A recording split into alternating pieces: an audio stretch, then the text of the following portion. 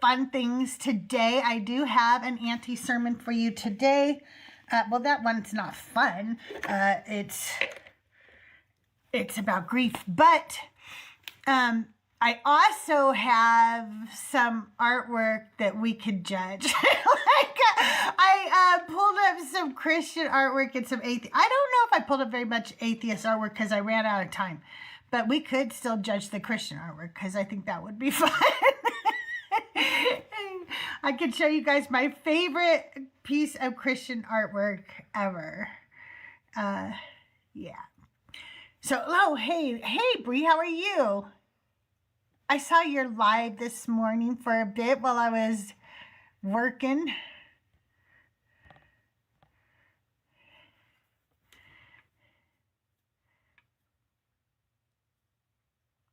If you guys can tap the screen, share out the live.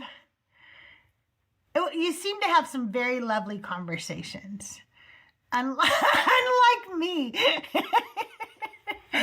My conversations get a little more heated.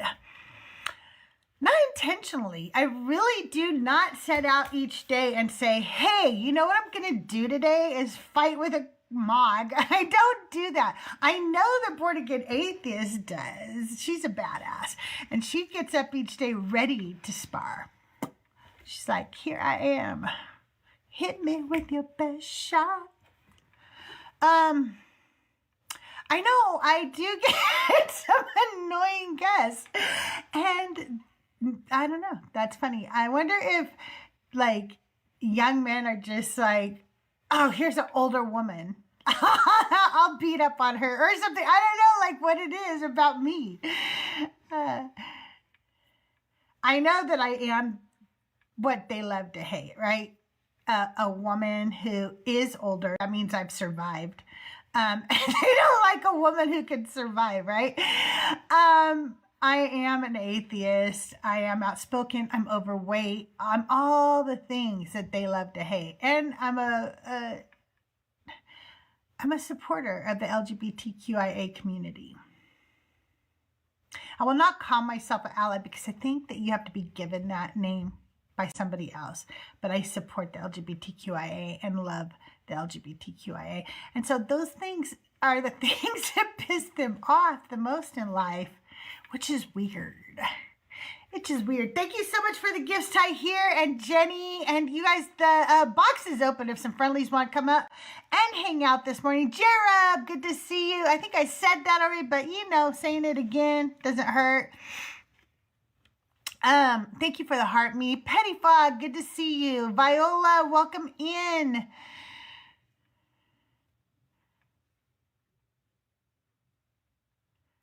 And of course, if you are a believer, feel free to come on up. Once we get about 20 people in here, I can do my Auntie sermon this morning. We're going to be talking about Deborah, but not the judge, Deborah.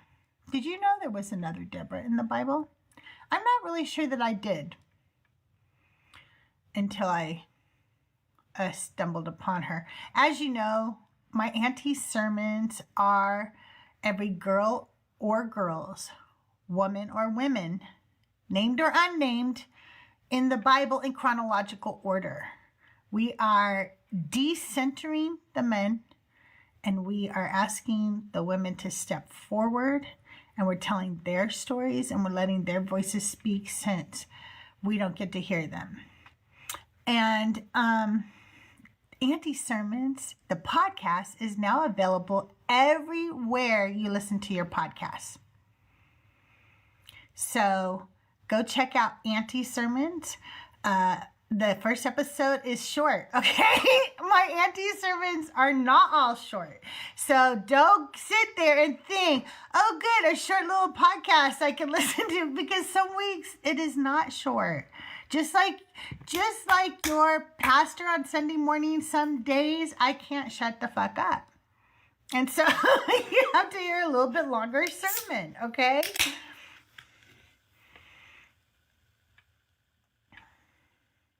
That was my Dr. Pepper, baby. It's good and nice. Doo-doo-doo. Yeah, guest box is open.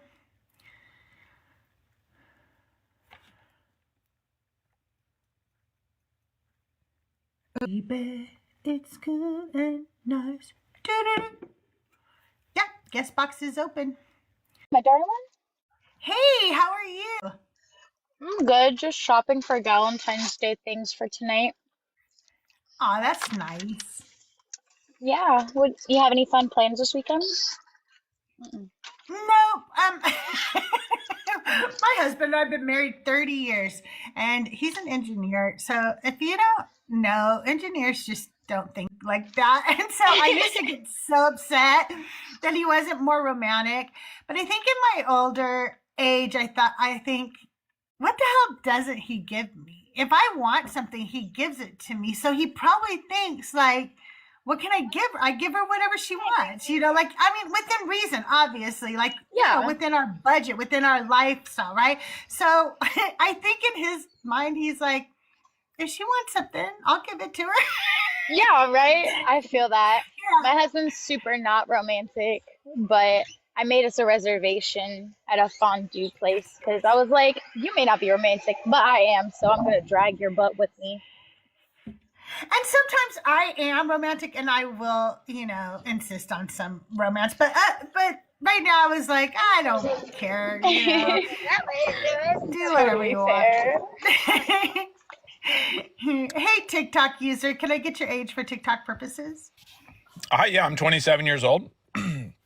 Okay, and are you a believer of the God of the Bible? I am. All right, so we have 3 topics today. The first topic is Christians don't believe in miracles. I don't really think they do. I'll explain that if that's the topic you choose. The topic 2 is why should women be Christian? And the last is I'm an atheist. Let's go question for question, not debate, just ask each other questions. Sure. How about number Which one? one would you like? Okay, I don't think Christians believe in miracles because every time they tell me about a miracle, it is something that is just natural. It's something that can be explained away very easily. But when I ask them to perform an actual miracle, they make every excuse in the world for why they can't do the actual miracle. Sure. Are you familiar with the Bible? Yes. Have you read it? Yes, I have it right here. Do you have yours? Well, I'm in my car. I don't have it, but I do find a lot of people that talk about Christianity. I always ask them if they've read the Bible because, and I'm not saying you are obviously, but just in general, there are a lot of people that speak on Christianity or even other religions, and they've never read the text of the religion. There's a lot of Christians like that too. It's crazy. So many Christians come up on my live and talk about the Bible and defend verses that they've never read before. Sure. So in terms of miracles, does it say in the Bible that Christ performed miracles? It tells you of miracles that he performed. It. I don't know if it actually says this was a miracle, but walking on water, it would certainly be considered a miracle.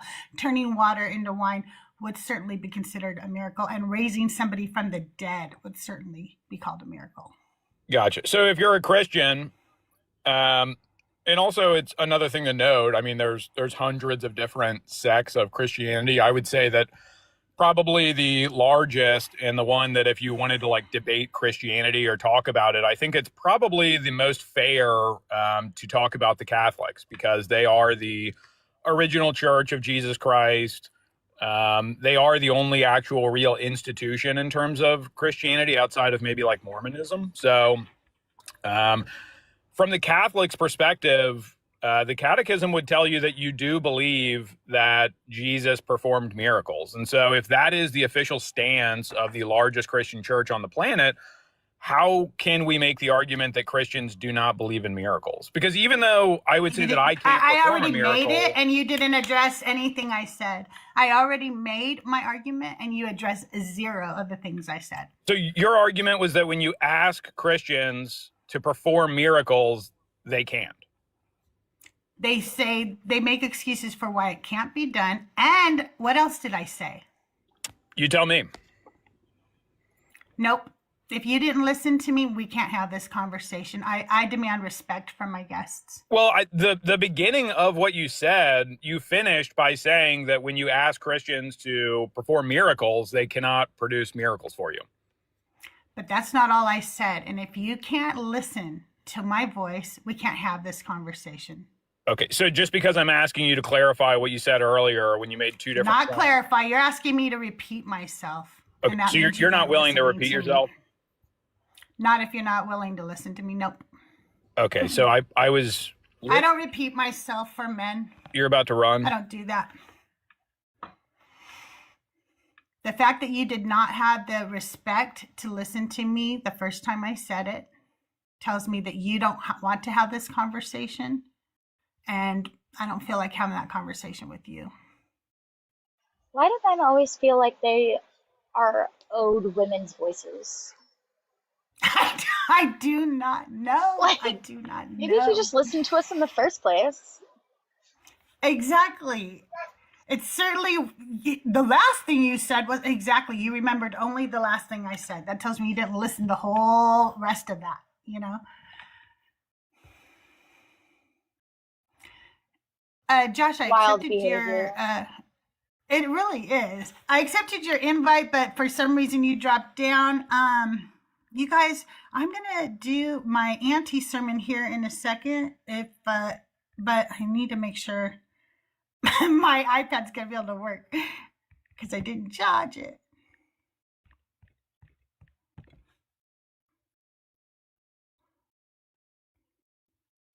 Oh, okay. I could do that. Okay.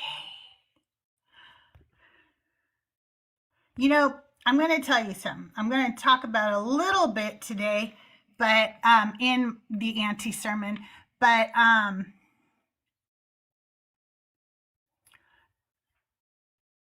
G Tweet, if you want to come up when I'm done doing my Auntie sermon, I'll bring you up. But right now I'm going to be doing something else for a minute.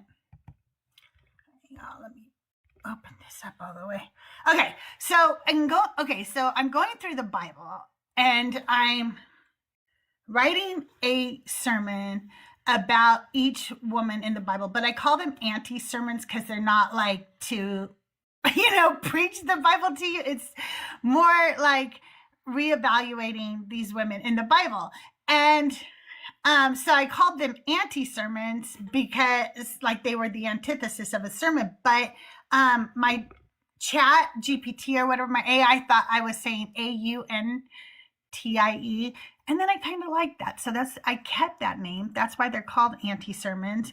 And in going through them, man, it's really eye-opening for my deconstruction to go through these stories, to see the lack of women's voices, to see how women are treated, to see what their purposes are for, to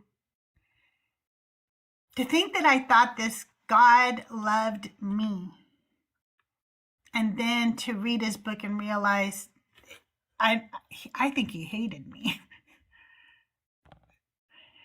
It's like if you've ever broke up with somebody and then you realize how much they were like really shitty to you, and you're like, oh my God, they were worse than I thought.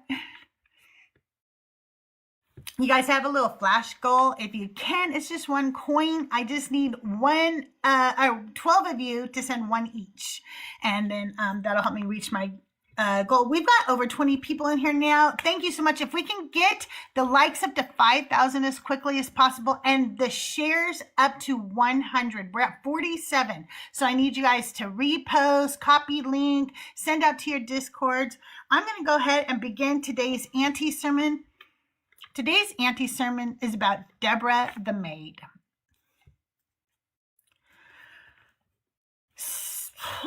Okay, this one's going to be a hard one for me. I'm trying to mentally be there. The process and the grief. When I started writing today's sermon, I did it the way I do every sermon. I begin with research. I look up who the next woman is listed chronologically in the Bible. I'm doing this methodically. I'm not cherry picking. I'm not just revisiting the same women you've already heard about in every women's Bible study you've ever attended. There are so many women who never got to tell their stories. So I dig. I go into the text and I pull them out. I bring them to the center. If she has a name, I study it in the original Hebrew. I examine what it meant in her world. Then I research the rabbinic teachings, Rashi, other rabbis, Midrash. I look at extra biblical sources and other traditions like the Ethiopian Bible. Then I look at Christian teachings and I think back to what I was taught myself about whoever it is I'm writing about. And when I do this, I often get very sad. This is grief work. It is grief to realize my entire life was given to a religion that did not honor me as a full human being. That at the time I did not realize was a religion written by men, for men, about men. It is grief every time I see how horribly some of these women are treated. I understand that most of these people likely never existed historically. But when I examine this text, I examine them as though they did exist, because that's what I was taught. That's how I was trained to read them. That's how I treated them when I was a Christian. And when you are trained on stories where women are silenced, traded, diminished, or used, you learn, consciously or not, to accept those patterns in real life. The narrative doesn't stay on the page. It teaches people how to treat women. So now I have to mourn them. I mourn the loss of them as real people. I mourn the harm of the narrative, and I mourn the real women throughout history who were treated just like them. Because this was the story people were teaching each other about women. And Deborah brought me to tears. She was loved enough that they recorded her name and her death. She was a servant. She was never a mother in the story. She did not teach us a moral lesson. She is not a cautionary tale. But she was remarkable enough that they named her. And they mourned when she died. And walking through this Bible methodically, writing a sermon for each and every woman has been grief work for me. So that's where we're starting today. With grief. Genesis 35:8 in the World English Bible. Remember, I have to use that because it is in the public domain. The verse and her name. Deborah, Rebecca's nurse, died, and she was buried below Bethel under the oak, and its name was called Elon Bakuth. That's it. One sentence. A lifetime reduced to a burial notice. I used to make memorial videos after someone passed away when I was an event photographer and videographer. I would ask the family to give me 100 photos. And sometimes the person who had died was 90 years old. I remember thinking how sad it was that I had to sum up an entire life in only 100 photos. That was barely one photo per year. And here she is. She only gets one sentence, just one. She is introduced and eulogized in the same breath. We are told her name, we are told her role, we are told where she was buried, and we are told that they wept enough to name the land after their grief. Her name is Deborah, in Hebrew, Devorah. It means bee. And isn't it that interesting? Because there is another Deborah in the Bible, the prophet and judge in Judges. And she carries the same name, same word, same symbol, different social permission. In Hebrew imagery, a bee is not lazy. A bee is industrious, organized, communal, protective. Bees produce sweetness. Bees defend the hive. Bees work constantly. One Deborah led armies. This Deborah likely cleaned, nursed, raised, remembered. Same name, different sphere. And isn't it interesting how often women are praised for being busy little bees? Proverbs 31 tells us to rise before the sun, go to sleep after everyone else, produce goods, buy property, serve our families, make our husbands respected at the gates, and somewhere in there, we disappear. But Deborah's name doesn't just mean busy. Bees are fierce. Bees protect. Bees create structure and community. Maybe her name isn't about productivity. Maybe it's about the kind of woman who holds a whole system together. Rabbinic teachings. Who was she? Rabbinic tradition refuses to let Deborah remain a throwaway sentence. First, the rabbis almost universally identify her as the same unnamed nurse mentioned in Genesis 24. The nurse who left Aram and with Rebekah when she married Isaac. If that's true, Deborah would have traveled hundreds of miles from her homeland, lived in Isaac's household for decades, helped raise Jacob and Esau, possibly been present for the deception of Isaac, watched Jacob flee, and then somehow been reunited with him before her death at Bethel. She wasn't just a servant. She was a multi-generational infrastructure. Rashi and other rabbinic commentators also wrestle with something strange. The Bible never records Rebekah's death. So some rabbis suggest that Deborah's death is mentioned as a way of signaling Rebekah's death nearby in the narrative. That may be why the place is called Oak of Weepings, plural, 2 losses. Layered grief. The matriarch dies, the nurse dies, the generation of mothers closes. The rabbis sometimes suggest that Rebekah may have sent Deborah to Jacob years earlier to fulfill her promise that she would send for him when Esau's anger cooled. That would make Deborah more than a nurse. She would be a messenger, a bridge, a carrier of maternal intention. She may have been the last connection Jacob had to his mother's household. When she dies, the thread snaps. So imagine her. She would have bathed children, cleaned wounds, held babies through fevers, managed domestic rhythms, known family secrets, heard private fears, witnessed covenants promised up close. She wiped the noses, she wiped the messes, she probably wiped the tears. And when she died, they wept enough to rename the land. The rabbis don't give her speeches. They don't romanticize her, but they do insist that her death matter. And in rabbinic reading, nothing is mentioned accidentally. Christian teachings, the God who sees. When Christian commentators talk about Deborah, they usually take a very specific angle. They say, see, God remembers the faithful unseen servant. They point out the text pauses to name her. The oak is named after mourning, that she must have been deeply loved, and many sermons use her as an example of quiet faithfulness. But this is the same move Christians make with Hagar.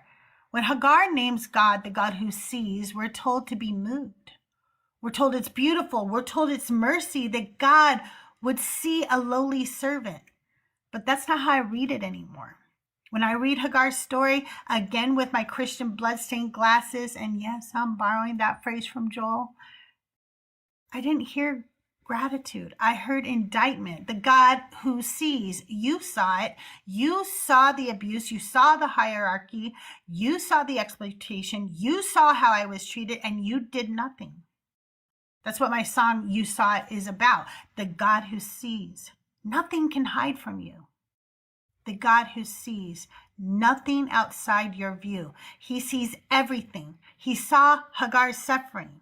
He saw Deborah's lifetime of labor. He sees the hierarchy. He sees the injustice, and yet the system continues.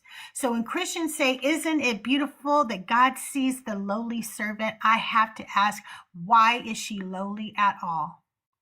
If God sees everything, then he sees the structure. And if he sees the structure and does nothing, what exactly are we celebrating? Deborah wasn't invisible. She was foundational. And the fact that we only notice her in death should not comfort us. It should unsettle us. The woman we miss too late. I don't know why Deborah has brought me so much grief today. I have been mourning her all day. And I realize it isn't just Deborah.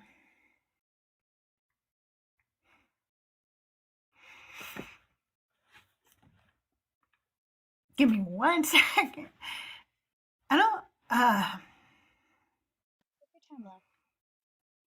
It is just Deborah. It's my mother. Even with our complicated relationship. It's my sister Linda, who passed away when I was young. It's the women who stepped in when they knew I didn't have what I needed at home. It's the women who held me together in quiet ways. Deborah represents something familiar. She was genuinely loved. We know that because they wept. We know that because they named the land after their grief. But she was not written about while she was alive. If she had been appreciated the way she deserved, we would have stories. We would have dialogue. We would have her voice. Instead, we have her funeral. And that is something the world does to women over and over again. We miss them once they are gone. We don't appreciate and celebrate them fully while they are here. Take Harriet Tubman. She escaped slavery and then returned again and again to rescue others through the Underground Railroad. She served as a scout and a spy under the Civil War. She led armies, expeditions. She freed hundreds. And yet, while she was alive, she struggled financially. She had to fight for her military pension. She was not nationally celebrated in the way she is now. It was after her death the statues were raised, after her death that she became a symbol, after her death that the country decided she was heroic. Or Rosa Parks. We are taught a softened version of her story, a tired seamstress who simply didn't want to give up her seat. But Rosa Parks was a trained activist. She worked with the NAACP. She faced threats, lost her job, and lived under constant pressure after the bus boycott began. While she was alive, she was controversial. While she was alive, she was disruptive. After she died, she became safe. After she died, she became a symbol. After she died, the same country that made her fight. I'm sorry, that was a mistake. That was supposed to be for... Sometimes I'm working these things out live. That was about Harriet Tubman. Harriet Tubman had to fight for her pension, and the country didn't love her until after she died. We do this. We grieve loudly once women are gone. We build monuments. We sanitize their stories. We honor them when they can no longer challenge us. And sometimes the grief is even more complicated. In deconstruction, we grieve people who are still alive. Women we loved. Women who loved us. Women who can no longer have a relationship with us because we are no longer believers. Once we have the faith, we are called demonic. Once we leave the faith, we are called demonic, satanic, witches, evil. And sometimes the women who once held us close now hold us at a distance.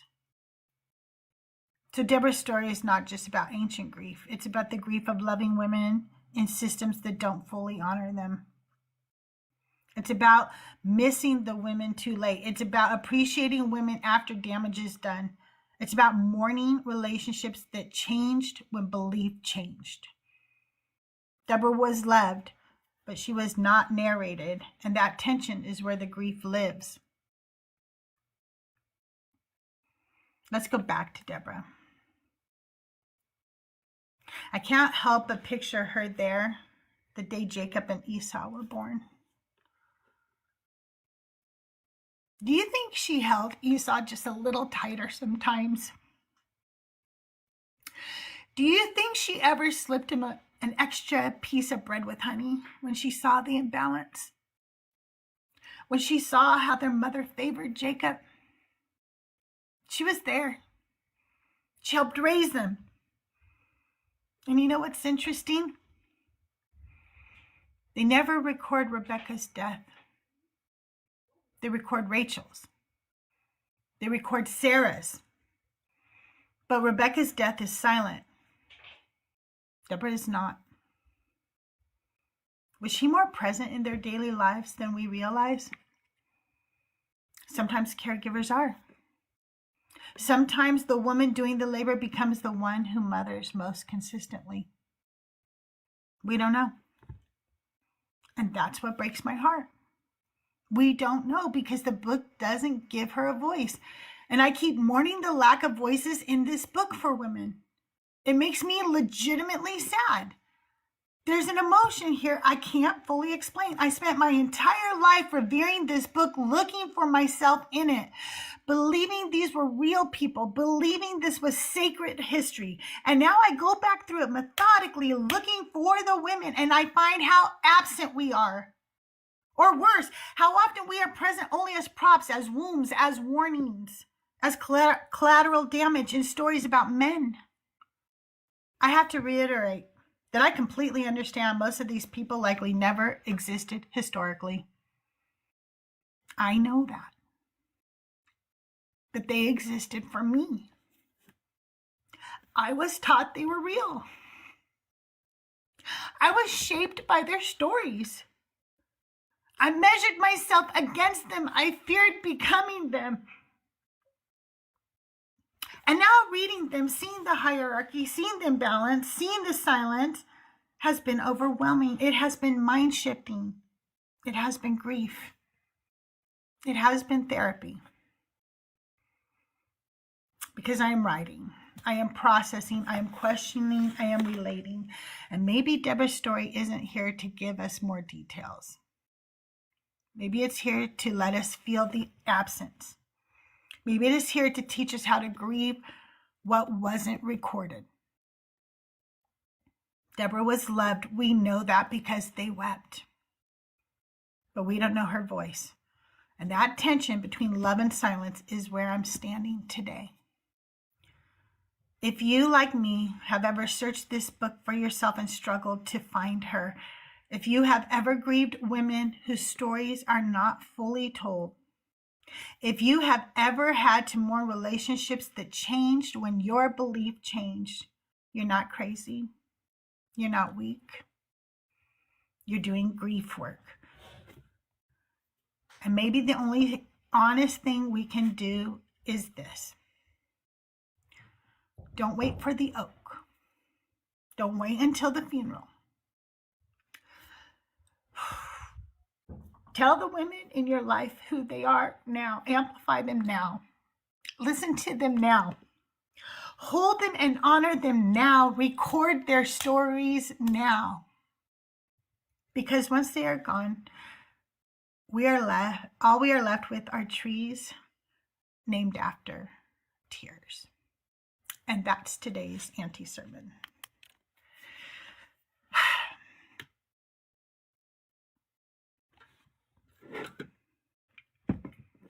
I always feel, maybe I should play my song.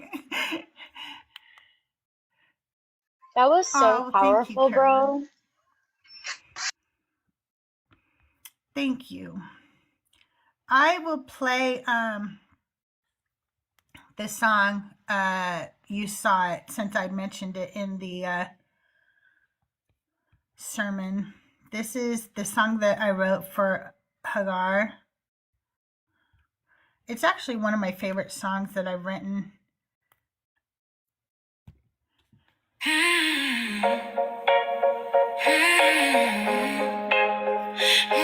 guest box is open. If you are friendly, want to come up, want to share something, come on up. If you're a believer, we've got questions we'd like to talk about. Guest guest box is open.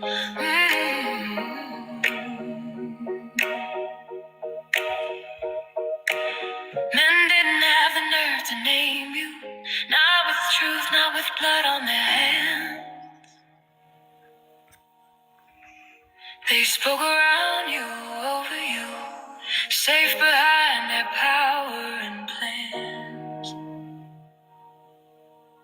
They praised what you did for them. They trembled as you gave your name. They wouldn't dare think to name you. No, that would be my claim to fame. I didn't bow when you found me alone. No one else to hear what I'd say.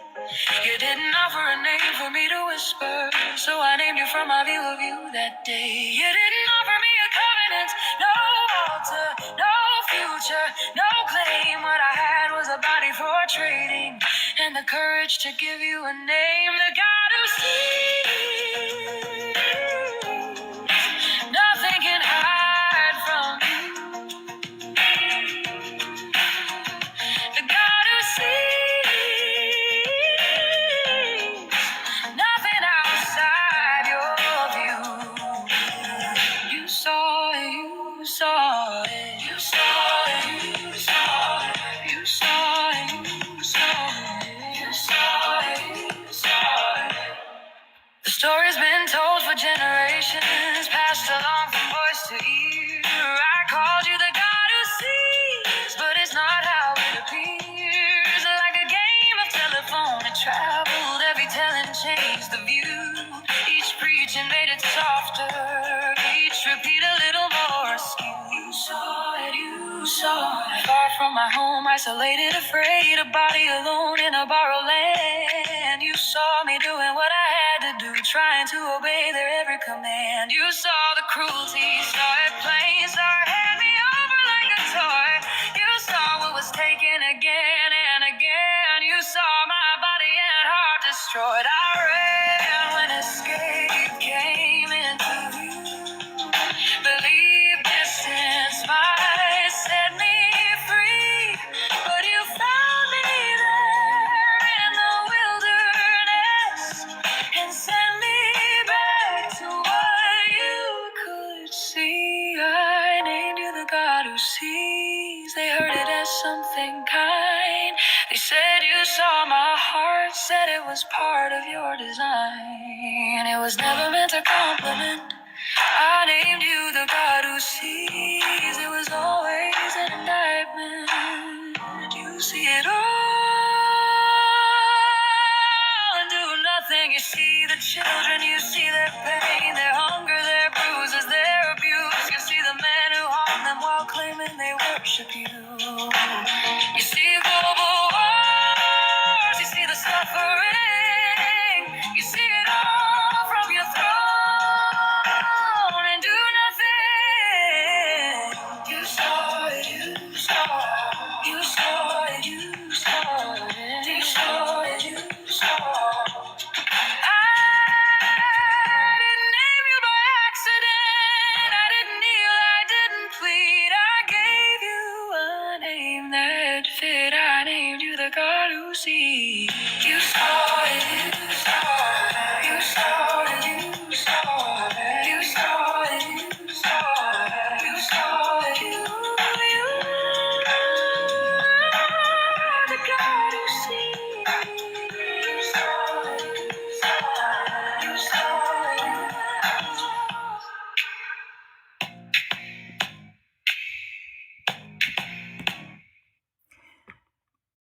You guys, that's the God Who Sees. That's on my album Ex Parte. I do not sing. I do not do the music. That's all done by Suna. I just write the lyrics. But that was the song I mentioned in the sermon today. And you guys, guest box is open. Friendlies, believers, anybody can come up.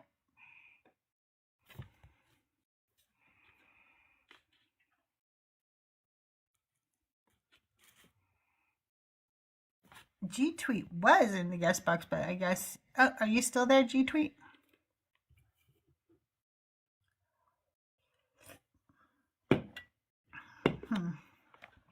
Guess he didn't like my sermon.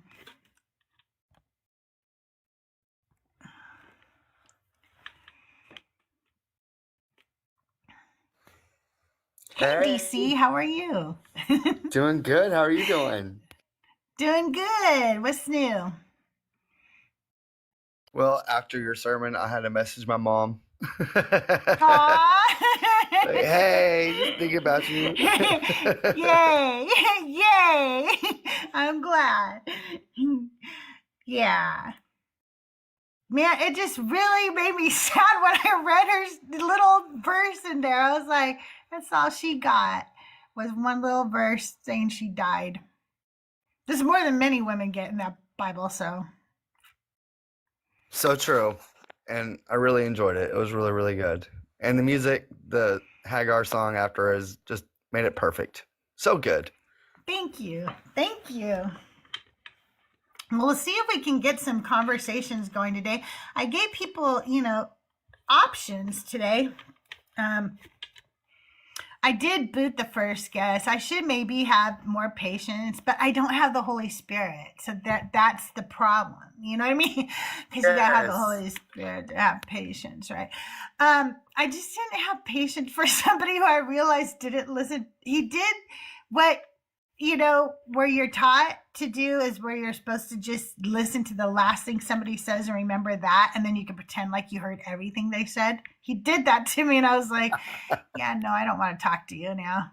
The fact that you can only repeat the last sentence I said tells me you didn't listen to anything I said. Exactly. That's okay. Anybody can come up, Geeky. Anybody can come up.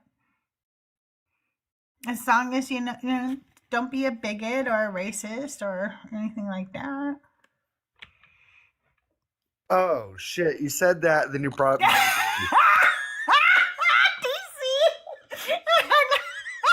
DC, how did you want to talk to No Degree today? Hell no. Hi, No Degree. How are you today? I thought that anybody could come up.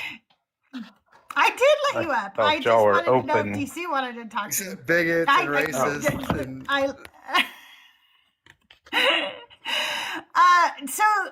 No Degree, why don't you and I do question for question? That way we can get to know each Question other. for What do you think about question? that? Sure. Yeah, you ask me a question. I'll answer honestly. I will not debate you when you give a response. Okay. Sure. I just want to hear you. Okay. So, my first question would be, how can God be all loving and merciful and then burn billions of people for eternity in hell? Well, if you define all loving as loving everything, then I would say he couldn't. Because obviously God doesn't love evil things. So if that's how you're defining all loving, then I would agree he couldn't. But if you're defining all loving as something like his actions are based in love, or that is motivated by love, all of his actions, then you could say he's all loving in that regard. So it depends on how you define all loving. Okay. What's your question for me? Do you think that beliefs things that you believe to be true should be able to be demonstrated to someone like a skeptic in order to have justification for the belief? I think. Wait. So are you saying? Let me make sure I understood the question. Okay, I really am trying to make sure I understood the question. Okay, are you asking me like if you believed something? In order for me to be okay with your belief, I would need you to demonstrate it to me? Or are you saying that if you want to convince me to believe something, you need to demonstrate it to me?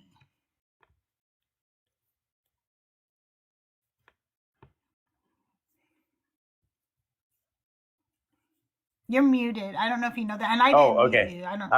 I would say, I'll give you the context. I've often heard atheists say, if you can't demonstrate your beliefs to be true, then you don't have justification to believe them to be true. So basically, that's what I'm going at. And whatever they mean by justification, I don't really, or demonstration, I don't really know, because it depends, I guess, on the person. Okay, here's what I feel about that. I don't care what you believe as long as your beliefs don't do anything to affect my life and what I want to do with my life, unless I'm doing something that harms other people. Okay, but I don't care what you believe. You don't have to demonstrate it to me. Now, if you're trying to tell me I have to believe like you, you're going to need to demonstrate it to me. You're going to need to show me something that makes it a reason to believe it, because I am a skeptic. I'm not going to just believe anything. So that's how I would answer that question. Okay, here's my next question. Why is a lack of belief evil? Well, it wouldn't be evil depending upon, I guess, what you say. If you're saying just a lack of belief in something, I don't think that's necessarily evil. But if you're talking about a lack of belief in God, that's what I mean. I'm talking about a lack of belief in God. Why does God find that to be evil? I think from my Christian perspective, in order to obtain this, I guess, quote, lack of belief, you have to do certain things like, according to the Bible, suppress the truth and unrighteousness. So if you're suppressing the truth and unrighteousness that leads to this lack of belief, then that would be evil. Okay. How many of you guys have your babies boiling in the pot right now to suppress your No, belief? stop. Stop.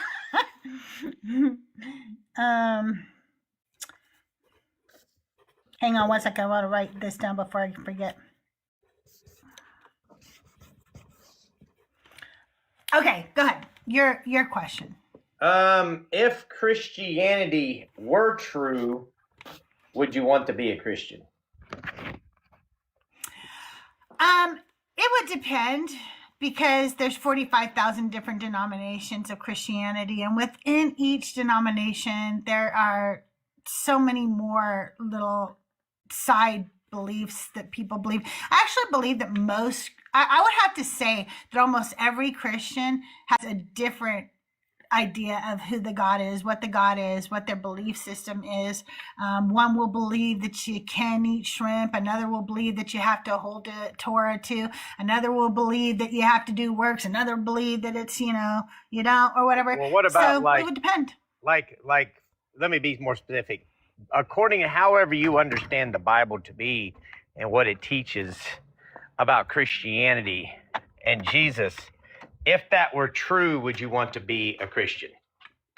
However you understand. Well, now you got to sneak in the way I understand it right now, no, that's why I'm not a Christian. Okay, so even if it's the case you had undeniable evidence, you still wouldn't want to be a Christian. Undeniable evidence of what? That Christianity is true. You still wouldn't want to Again, if you're telling me that this God who chose to completely disregard women, treat us like shit, use us as property, literally cut us up into 12 pieces and send us out to his tribes. If you're asking me if I want to worship this God because somehow he finds out, no, he's an evil God. I want to worship a good God. And if this was true, that means there's other gods that exist, because this Bible tells you other gods exist. So if this is true, I would worship one of the more loving gods within that book, not Yahweh. Okay. So, do you believe that people choose what they believe? I believe that they make choices that leads to their beliefs. They may not directly choose what they believe, but I believe that they make certain individual choices that leads down a pathway to a belief. If that makes sense. Mm-hmm. Okay. What's your next question? What do you think? From my experience, bringing up biblical slavery is probably one of the number one things that atheists bring up. In fact, Matt Dillahunty says that it's his, quote, go-to argument against Christians. What do you think that the point is? What's the atheist trying to accomplish when they do that? The main thing that most atheists are trying to point out is that most Christians believe that the God is all loving, meaning he is love in and of itself. He is love. And then he goes on to tell you things that love is and is not. And in doing so, you cannot be all loving and also condone slavery.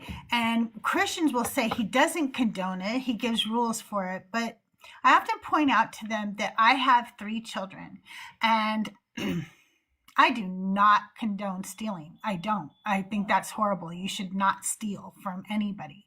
I've never condoned it. I just gave my children rules for it, because you know what? People steal. That's what people do. And if they are going to steal, I want them to know where to steal, how to steal, which stores to steal from, where the cameras are at all times, only certain businesses. We don't want to steal from mom and pop businesses, but which businesses to steal from. I don't condone stealing. And that's the argument. Y'all keep saying he doesn't condone it, but he gives his children rules on how to do it.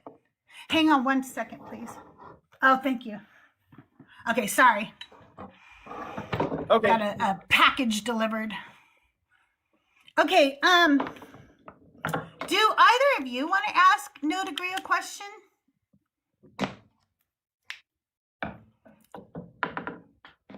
Bree, how about you? No, thank you. Okay. Do you, DC? No? Well, I mean, I like No Degree, and I mean, I would say, I've actually been spending time in my local community, and I've been talking with some pastors even in my town, and I actually talked to one, I think he's an Episcopalian pastor, or Presbyterian, excuse me, a Presbyterian pastor, and he was telling me, he's retired, but like he doesn't even believe Jesus is God. So what would you say to the Christians who've went to seminary and still consider themselves Christians, but don't necessarily believe, they believe this is more of a mythology than reality? I would definitely say they're not Christians. Would be my view. So by that, I would not want to be a Christian. To answer your earlier question. Yeah. Okay. All right, go ahead, No Degree. Do you want to ask one of us? And you guys, this time I'm going to let anybody answer who wants to answer, but just one of us, okay? Go ahead. Ask us a question.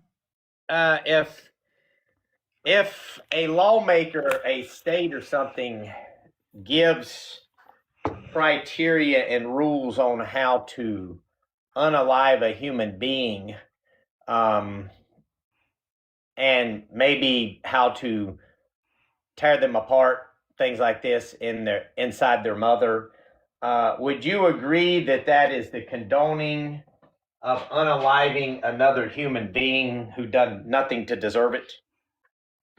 Well, first of all, if you're talking about the Bible, I did think that was horrible, because first of all, they don't even know if the woman is guilty of adultery or not. Well, and then they go ahead and prescribe, right, in the Bible. So in the Bible, when they do this thing, not only does it cause the abortion of the baby, it also causes it to destroy the womb. And that woman could have legitimately been pregnant by her husband, who is accusing her of this.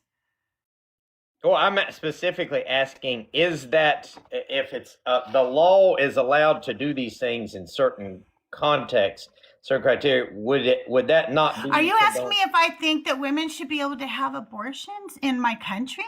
No, I'm asking if it's by the same criteria you're saying the Bible's condoning slavery, wouldn't we also say that if you believe in my body, my choice, then that's actually the condoning of another human being by dissection? No, it's tearing not, apart? because actually that's not how abortions work. And actually, most abortions are performed within the first trimester before the zygote is even sentient. So it is Okay. just cells at that time. It is not a human, and that is why women choose to do it during that first trimester, because women don't want to go around committing murder. That's not what's happening. It's usually Republican men getting women pregnant, then telling them, go have an abortion and I'll pay for it. And don't tell anybody we did this. And let's go to church on Sunday and pretend that I am not screwing you when you're underage. Let's do that. Okay, so, but that's not, it's even though it's allowed by law under this criteria, you don't think that's condoning the unaliving of another human being? No, I do not. But I do think it was when it was in the Bible. And that is because it often left the women barren. It was often the man's own child. And it often unalived the women as well. Okay, Because her uterus fell out. okay. So that would be how I feel about that. So what do you do with Romans 9? You said that you believe that people make choices and those choices lead to their beliefs. But in Romans 9, God says that he designed us this way. Yeah, I think God designed us to be able to make free choices. That's not what he says. He said he made some of us for destruction.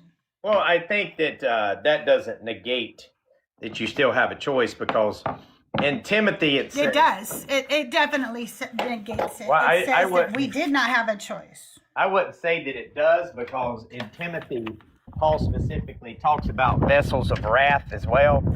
But he says, so long as you continue in what you're doing, like continuing in this, then you will not be a vessel of wrath. So there is this implication that. But that would just be a contradiction, and that would be Paul contradicting himself, which Well, I thought that you is weren't. I thought pretty you weren't common for Paul. I thought you weren't going to debate me. I thought you were just wanting me to ask questions. I'm not debating you, but the Oh. thing is that you're saying that these things say stuff that they don't say. No, they do. Or, It and does- you're it does negating say the stuff that I asked you about. You're negating what I'm asking you about, which is Romans. Yeah, You're just well- saying that Romans does say that, but I have this other verse over here that negates it, which would make it just a contradiction. Is all I'm saying. You Well, see what I'm saying?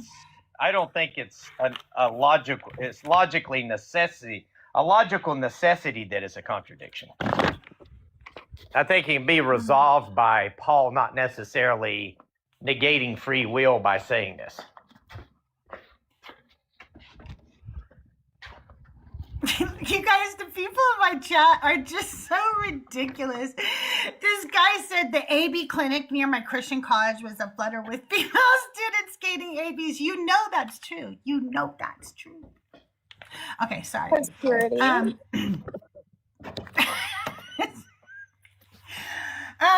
Okay, what is your next question?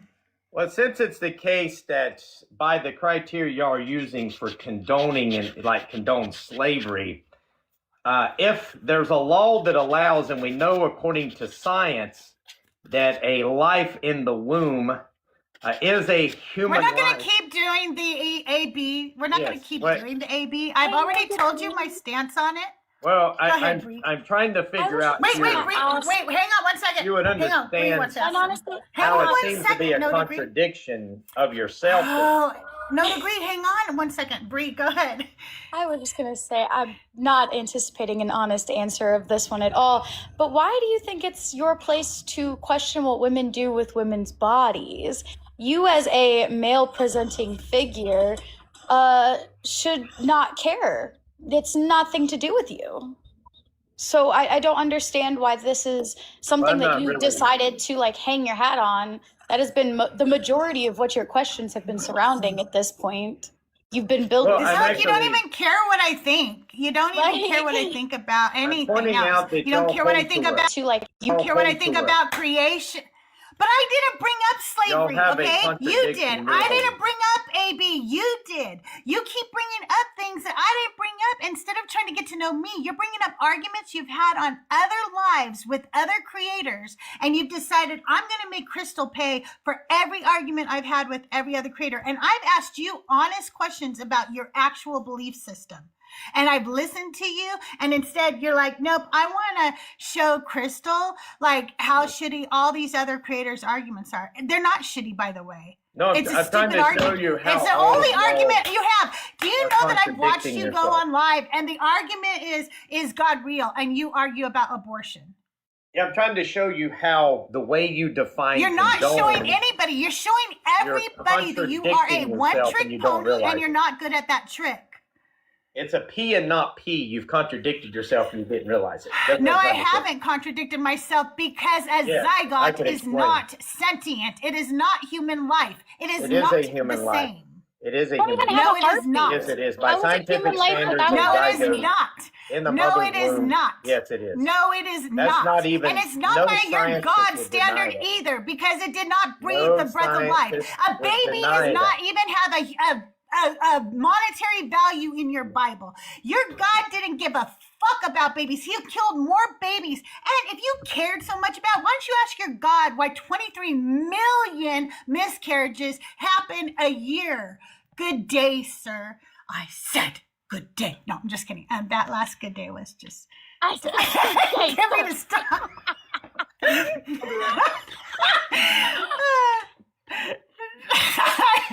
Period. Y'all. No, like, why? I was really trying to have an honest conversation with him today. I really was. But he cannot stop talking about abortion. This man has one thing, and that is abortion versus slavery. It's his only talking point. He started building it up from the first fucking question. Anyway. Oh my Man is God. like so interested about abortion. It gives off like grapey vibes. Yeah. Okay, just because he's gone and now I need a song to cleanse my palate, we're going to play. Miss me, now you gotta kiss me. You interrupt my sentence, call it just a thought. Say you love strong women till you get caught. You want a queen who keeps it light and sweet. But bow down, little man, and kiss my feet. Yeah, you're misinformed, misguided, mistaken. And that charm, boy, I know you're faking. Me with that misogyny. You ain't the man you think you be. Miss me with that hypocrisy. Your fragile ego and royalty. I'm misbehaving and just being me. Miss me with that misogyny.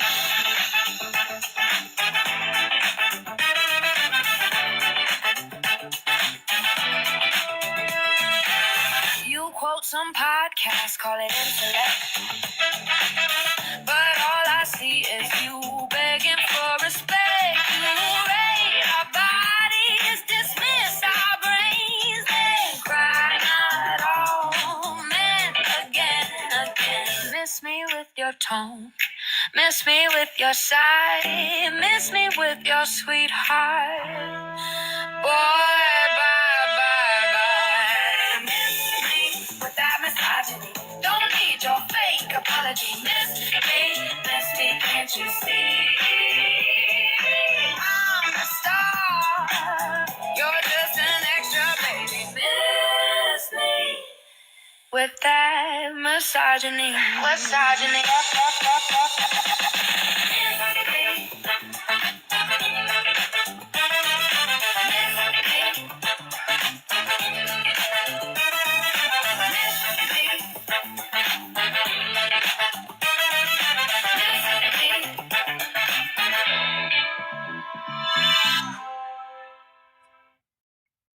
Hey, ladies! No, I wasn't going to play that. No, you don't get to sing. Shut up, lady. One of these days, I'm gonna end up making videos to like all of your songs. Ah, I would love that. I love that. Did I send you the thing for cuntified? I need people to lip sync it for my music video. I don't think so, but I'm down. Okay, I'll send that over to you. Maybe I can convince my Galentine's party to do a lip sync part for it tonight. Oh, that would be so fun. That'd be so much oh my God, I would fun. love that. We're all gonna Oh be my in God, that would be pajamas awesome. and be all girly and cute. Like, it'd be perfect. Oh, that would be so amazing. Oh my I'll ask God. them Okay, I'm tonight. sending that to you when we're done. That would be Okay. so cool. It's such a great song too. I'm It's really fun. obsessed with it. Yeah, I'll ask them for sure. I think I can at least get 3 girls in the video. Very cool. That would be fun. You guys, the guest box is open. We are talking to believers today. We've got Christians don't believe in miracles. Why should women be Christian? And I'm an atheist. Let's go question for question. If you are a non-believer, you want to come up, you want to tell me how I fucked up my sermon or something. You got some facts that I messed up or whatever. I don't know. But good morning, everybody over on YouTube. I don't know if my sound is shitty over there this morning or not. I'm trying to get that fixed. That is what all your gifts, all your donations go to. If you want to support the show, you can gift the show or you can go to the links in my bio. That helps me get my, it takes money to create, just so you guys know. So it takes equipment, it takes all kinds of things for me to do the podcast, for me to write the sermons, for me to do the music. So if you want to support all that and you enjoy that, there's plenty of ways in my bio. And if I don't see it and you want me to say something to me in chat, and I'll because sometimes I don't get the notifications. That's why we're trying to upgrade the equipment so I don't miss these notifications. Wait, pause. You have a podcast? Yeah, it just started. Crystal. It just started on Wednesday. It is Auntie Sermons, so it's the sermons that I do here, but in a podcast format, so you guys can listen to them later. That is so cool. I'm obsessed. Yeah. So the first one dropped, and I always want to warn everybody. The first one is Eve, and it's very short because I just started. So the first couple are kind of short, and then I get into a flow of a very specific format that I like, where I go into the verse, the name, the rabbinic teaching, the Christian teaching, some personal stories, or how I tie it into, modern day life. And then I close out the sermon. So now they're longer. So the first one is short. Don't get used to that. Okay. It's not always going to be that short. I'm really bad at listening. And that's so on I'm Spotify. never driving, but I'm obsessed. I am going to get it out everywhere. The Girls Gone Godless podcast told me how, but I was live when they told me, so I have to go back through and see what they said, or I have to send them a message and go, what did you say? What am I supposed to do? But I will get it out everywhere. But right now it's on Spotify podcast. Jake, come on up. I'll explain why I think that, and we can have a conversation.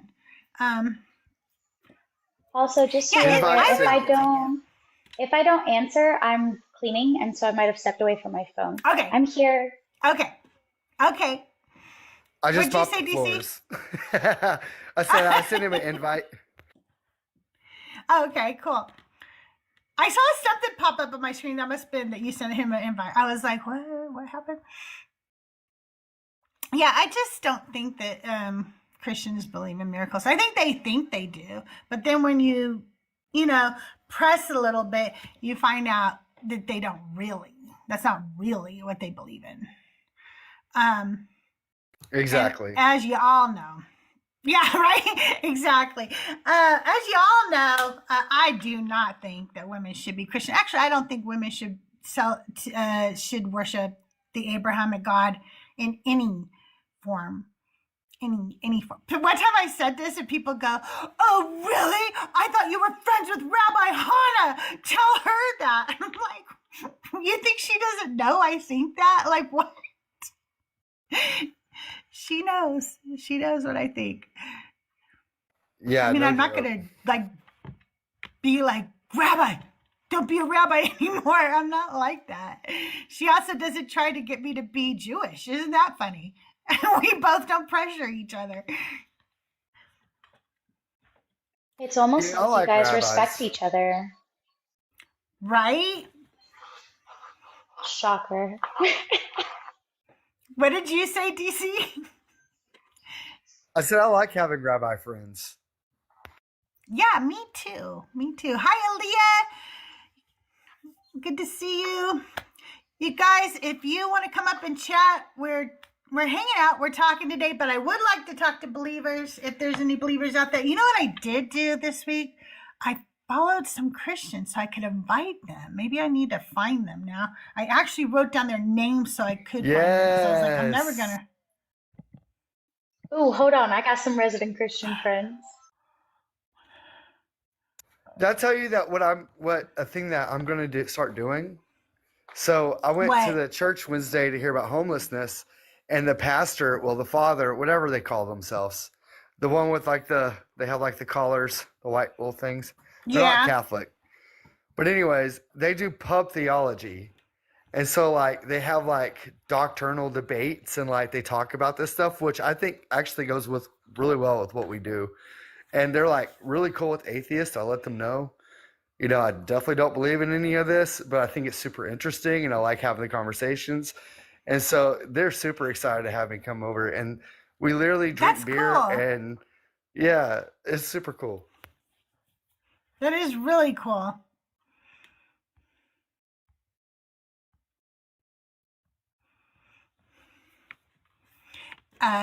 You guys, the guest box is open. If you want to come up and say hi or hang out for a little bit, it does not matter if you're friendly or not. You can come join us. If I get too friendly heavy, I'll just ask some of you to drop down and we'll try to get a Christian up. But I can change the background, but I kind of like this one because it gives them a choice. And they haven't really been going for my other background. So yeah, I think that, gives them a choice. I just couldn't take no degree anymore, so I had to crash out on it. It felt very cathartic, though. Like, it felt deserved. Yeah, Crystal just I mean, is to be fair, pro-choice. to be fair, he's the one that crashed out. Like we were having a good conversation and he kind of crashed. Okay. I felt like I did the crashing, but I couldn't take the stupid conversation anymore. And I knew that it would be stupid when he came up. Like I knew what I was getting myself into, right? But I thought at least when we went Q for a little while, we could have some kind of conversation. I just didn't know that he would really stick with just one topic on every question. At least I switched mine up a little bit. I followed Jamal for Jesus too. Should I send him an invite? Oh my gosh, I Crystal. heard that Jamal for Jesus was like an ism. He probably is an ism. I can't remember which ism, but an ism. Yeah, he I don't probably know what an is. ism I'm very is. sure. Like, what are we talking about? What are we talking about? Racism. Racism. Oh, I think okay, that. he was I remember it was last night. I think Nick said it. I think it was anti-Semitic, maybe. Maybe he was a Yahtzee. I don't remember. I don't know. It was last night on my That'd be live, like my super crazy. late one. Preserve. How are you? Persevere. I can't Persevere. talk. Yeah. Yeah, I think How are I've met you? Bree before. Yeah, Persevere. Yeah, I have Mr. Rogers up Okay. here. So I'm, that's kind of, as a Christian, I try to emulate him the best I can. But, I'm a disabled man. Awesome. So the whole thing about miracles, I mean, it's just rough. Like, how can I say it? I come in here and talk to other Christians, talking about faith and how disabled folks, we're kind of like targets of everybody's prayers. And it's so harmful. And I just try to steer people away from that the best I can, because over the years, my testimony for, say, I have muscular dystrophy, and I was diagnosed to one form that's more severe, Duchenne, and then later on with study and, coming in for doctor's visits at the MDA clinic and people told me, you have Becker, which is the least form, but my brother is more severe. But anyway, it was always told as I was healed. We were healed, and my dad was an evangelist, so we were healed. And it's been a journey taking back that story, because that can be so harmful. And I come to realize over the years that as my study, I played basketball and they would study me and my fatigue levels and things like that, hemoglobin. And I was more active than most people they saw, but they basically, without a doubt, it was a misdiagnosis. Like, that's what it was. So as you grow and you learn that, and a lot of the things being brought up, Pentecostal, it's just so harmful. It's always lack of faith. What did your parents do? What did you do? And that is just horrific, especially to a child as a PK. And you hear that constantly. You hear everything in the church anyway. Right. So that's kind of what I try to do. And I have a group where I talk to people, other people that have been traumatized in the church. It's a small group, and we get together. We have atheists and Christians. And so That's cool. that's what I'm all about. So Well, I appreciate that. I think that I don't think that I realized so much when I was a Christian how harmful my rhetoric was around healing and miracles. I've told people many times I really believed God could do anything. I don't know why I made excuses for all the things he didn't do, though. right. But I said very harmful things. I told my friend who was in a psych ward that he just needed to wake up each morning and say, "This is the day that the Lord hath made. I shall rejoice and be glad in it." And then make yourself be happy, even if you're not. Right.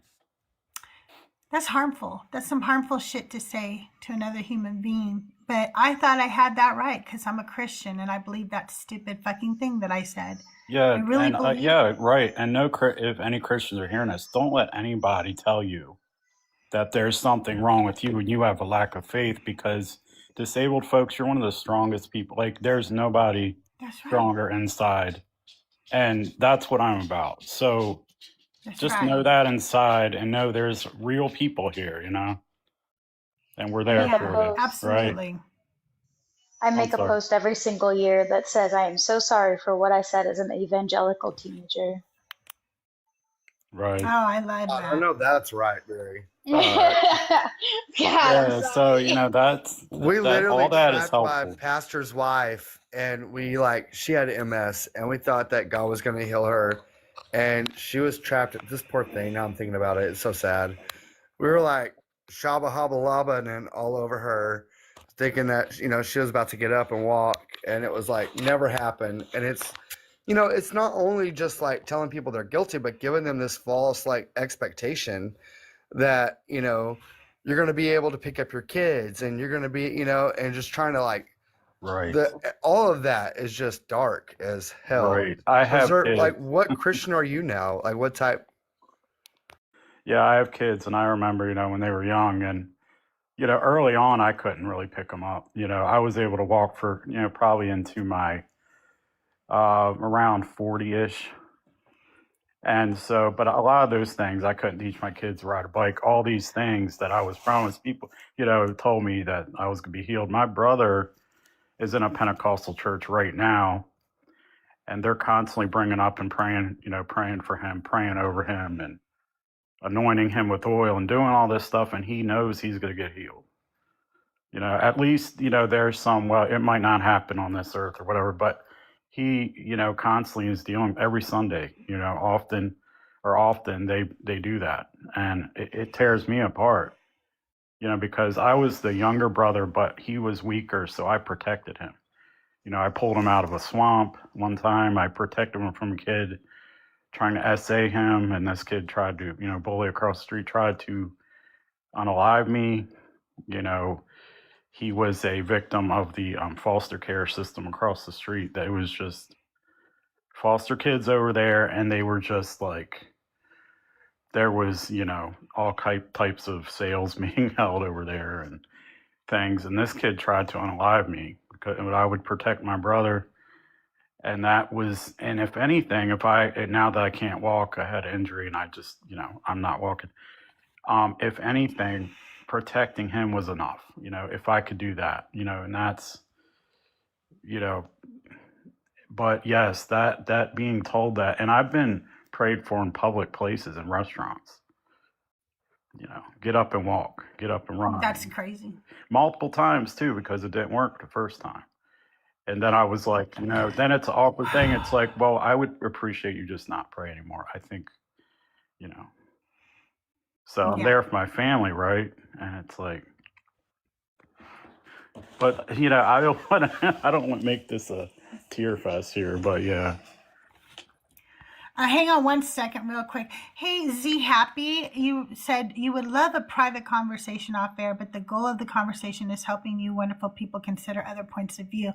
Well, we do that by having these conversations publicly. Like, we are learning from somebody right now who holds a belief in Jesus. So we can have conversations and we can talk and we can learn from each other. Or you can go hide and do that in DM so that nobody can learn but you.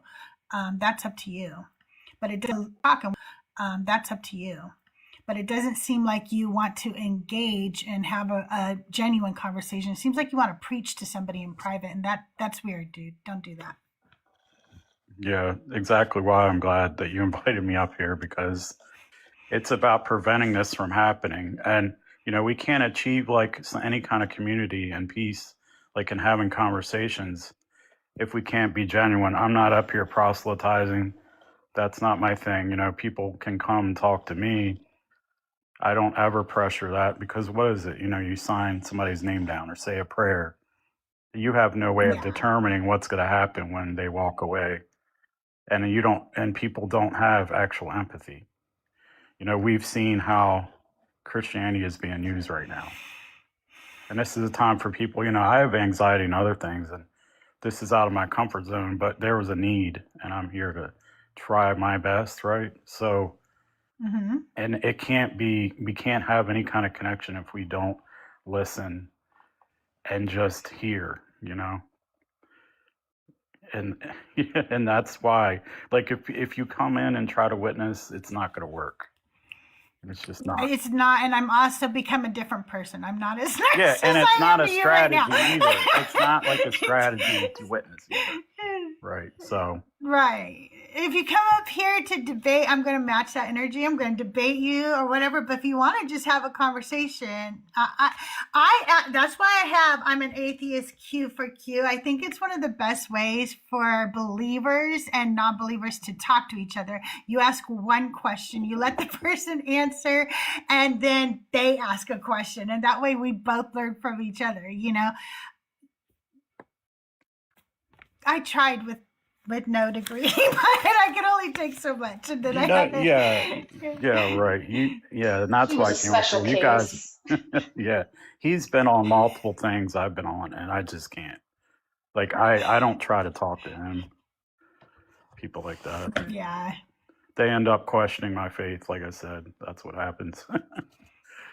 Because I don't believe, like for sure. I don't believe a lot of the things. You're not a real Christian. Yeah, I don't believe a lot of things are literal and things like that. Like, the flood covering the earth and like literal creationism. I believe in evolution. I don't believe in it. There's scientific evidence, and I base it on that. That's been tested over the years and years and years, just like my diagnoses, right? And these are good things. Revelation, rapture, that's not real, So I'm willing to come out here and, so whatever, it's not about that. It doesn't, nowhere in the Bible that I see does it address committed relationships, LGBTQ, whatever, that it doesn't prevent people from loving one another. There's no mention of things like that I see.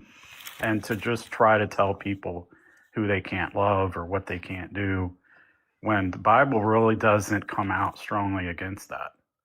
It talks about people abandoning a natural use, that means people exploring because they're in idolatry, right? If you guys, so. So do you want to do question for question with us? Because I think DC and Bree would love to have a conversation with you and learn a little bit more. Do you guys want Sure. to do that? Okay. I'll So try. DC, do you want to ask your question first? Yeah. So, what denomination are you, Preserve? Or do you fall into a denomination? Right now I don't go, but I, non-denominational. I start, Pentecostal most of my life. I've been Methodist. I've been in any kind of church, pretty much covers all other. My mom's a Catholic. I don't attend, but I have in-laws that are Orthodox, so. Okay, so now you can ask us the question, and then I'll let Bree answer it. Oh shit, no pressure. Yeah, I'll be right back. You guys talk for a second. Okay. Let me think. So, what do you guys expect from like a Christian when they come on here? Like, what is your goals? Like, what do you want to come out of the conversation? What are you hoping to achieve? I guess, does that make sense? So for me, I just want to come to a mutual understanding. One of the biggest issues I have when dealing with Christians is them trying to claim that the Bible doesn't say what it says, or that some things should be interpreted literally and others are just metaphors with no clear distinction on why the switch up. And that's what frustrates me. Right. I just want to come to an understanding, and unfortunately, most people don't necessarily want to do that. Right. Yeah, it's interesting. I think it's similar. I think we're all similar in that. That's cool. Whose turn was it? I guess deconstruct DC. Did you ask a question back Yeah. already, or I asked Okay. Bree. Yeah. Okay, so Bree, do you want to ask the question to him now? I've been trying to think of one. Tough on the spot, right? It kind of is. It honestly is. I don't have one right this second, but I'll keep trying to think of one. Okay. DC, do you got one? I don't, but I'll answer his question and maybe Bree will come up with one. Okay.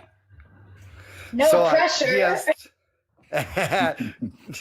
you got 5 minutes. No, I'm joking. I might come up with one. He asked, Crystal, like, what's our goal to having these conversations with Christians? And I would say my goal is to find more people who are deconstructing and help build friendships and connections with people who are leaving the faith, or who are leaving a toxic form of the faith, at least. Right. And I've really grown in that area too in the past, I don't know, less than a year, probably since November. I really have been growing in that area because I've found more progressive Christians that are not harmful and who support, progressive ways of living. And so they actually give LGBTQ teenagers or young people homes if they get kicked out of their house. And so for me right now, I'm just trying to understand on a real level, how to build community without religion and how to do that sort of thing, not necessarily just online, but even in my local area. And I don't know how to do that. I'm trying to get some people together to build a secular center. But online, I have these conversations just to build community and I guess encourage critical thought. I don't know. What do you want to answer that question? I think it's a really good question. Wow, there's many reasons why I do. Well, these imagine we're all unwritten rules. similar. I'm sorry. I think that I do these conversations because I'm deconstructing from the religion. And in having these conversations, I learn more about life in general and topics that never dreamt I would ever talk about. I learn about history, philosophy, cosmology, all kinds of engineering and science. I sit here and I get to talk to literal poets and scholars and people who've traveled the world, people from all over the world. And to me, that's an amazing experience. And it's helping me in my deconstruction. And I want to help as many women get away from the Abrahamic religions as possible. I think they are so harmful to women. And I think that until women realize how very harmful they are to them and how much they uphold a patriarchal system that is harmful to society, I think we're going to continue to see the downfall of humanity. Wow. It's a lot. Yeah, I think it's cool though that it seems like us three in a panel have similar, goals. We want to create a community, and that to me seems really amazing. And you're talking about a patriarchal system, and right now, like in our, timeline, like just how women are, talked about, and I have daughters, and so I tell my daughters, I'm telling them, if a guy says they're Christian, I might not want to date that guy at this point. Like, I totally get it. And they're young women. I was like, if you don't want to get married, I totally understand that right now, because there's some horrible things that guys are talking and how they describe women. And so I'm not going to definitely try to do that because, growing up, it was like, well, you need to find a good Christian and all this and that. And so right now, for somebody to say that, it's like awful. First of all, I'm not going to tell my daughters to marry, but there's no age. Yeah, It's right. up to them. So, Right. my one daughter is a prison guard, and my one daughter is working on her master's right now at Northwestern. So it's like, That's cool. yeah, I'm not trying to interject, but yes, I can understand, the treatment of women and reading the Bible, and Paul's words and different words, and I can't justify that, and I'm not going to try to justify that. You know what I mean? Because it's just there's so many instances where you're correct in that area, but I do see people like Lydia and different people mentioned, and I see the people that if you believe Jesus rose in the grave and there was a stone rolled away, the first people there are women, and there are women that are integral to that story. But yes, it's not enough. But I see that and I try to say, you know what, some of the people that when I read the Bible, that I get the most impact, like, that, speaks to me, they are women, and when I think about Lydia, and she was the actual one that was the breadwinner of her house. She made the most money. She made the decisions. Like, I think about those people. But right now, for Christians, and there's major denominations that won't allow women to speak. I just can't. Women have invaluable things to say, and they are far more superior with their intelligence. I have twins. I would tell you, like, you have to be alert. You have to learn things. And they've kept me on my toes. They've made me more active politically and everything. And I'm teared up. Like, the other day, my wife, and I'll stop after this because I'm kind of going off, but like, It's okay. my wife had a child. She teaches first grade, and one of her students, that she had, would have been 10th grade. He passed, and he had cancer. And there was the real fear, and we're kind of rural where I'm at, but there is a real fear that she would go to this service and, immigrations and customs enforcement would show up. And this is just my life, this is what was happening.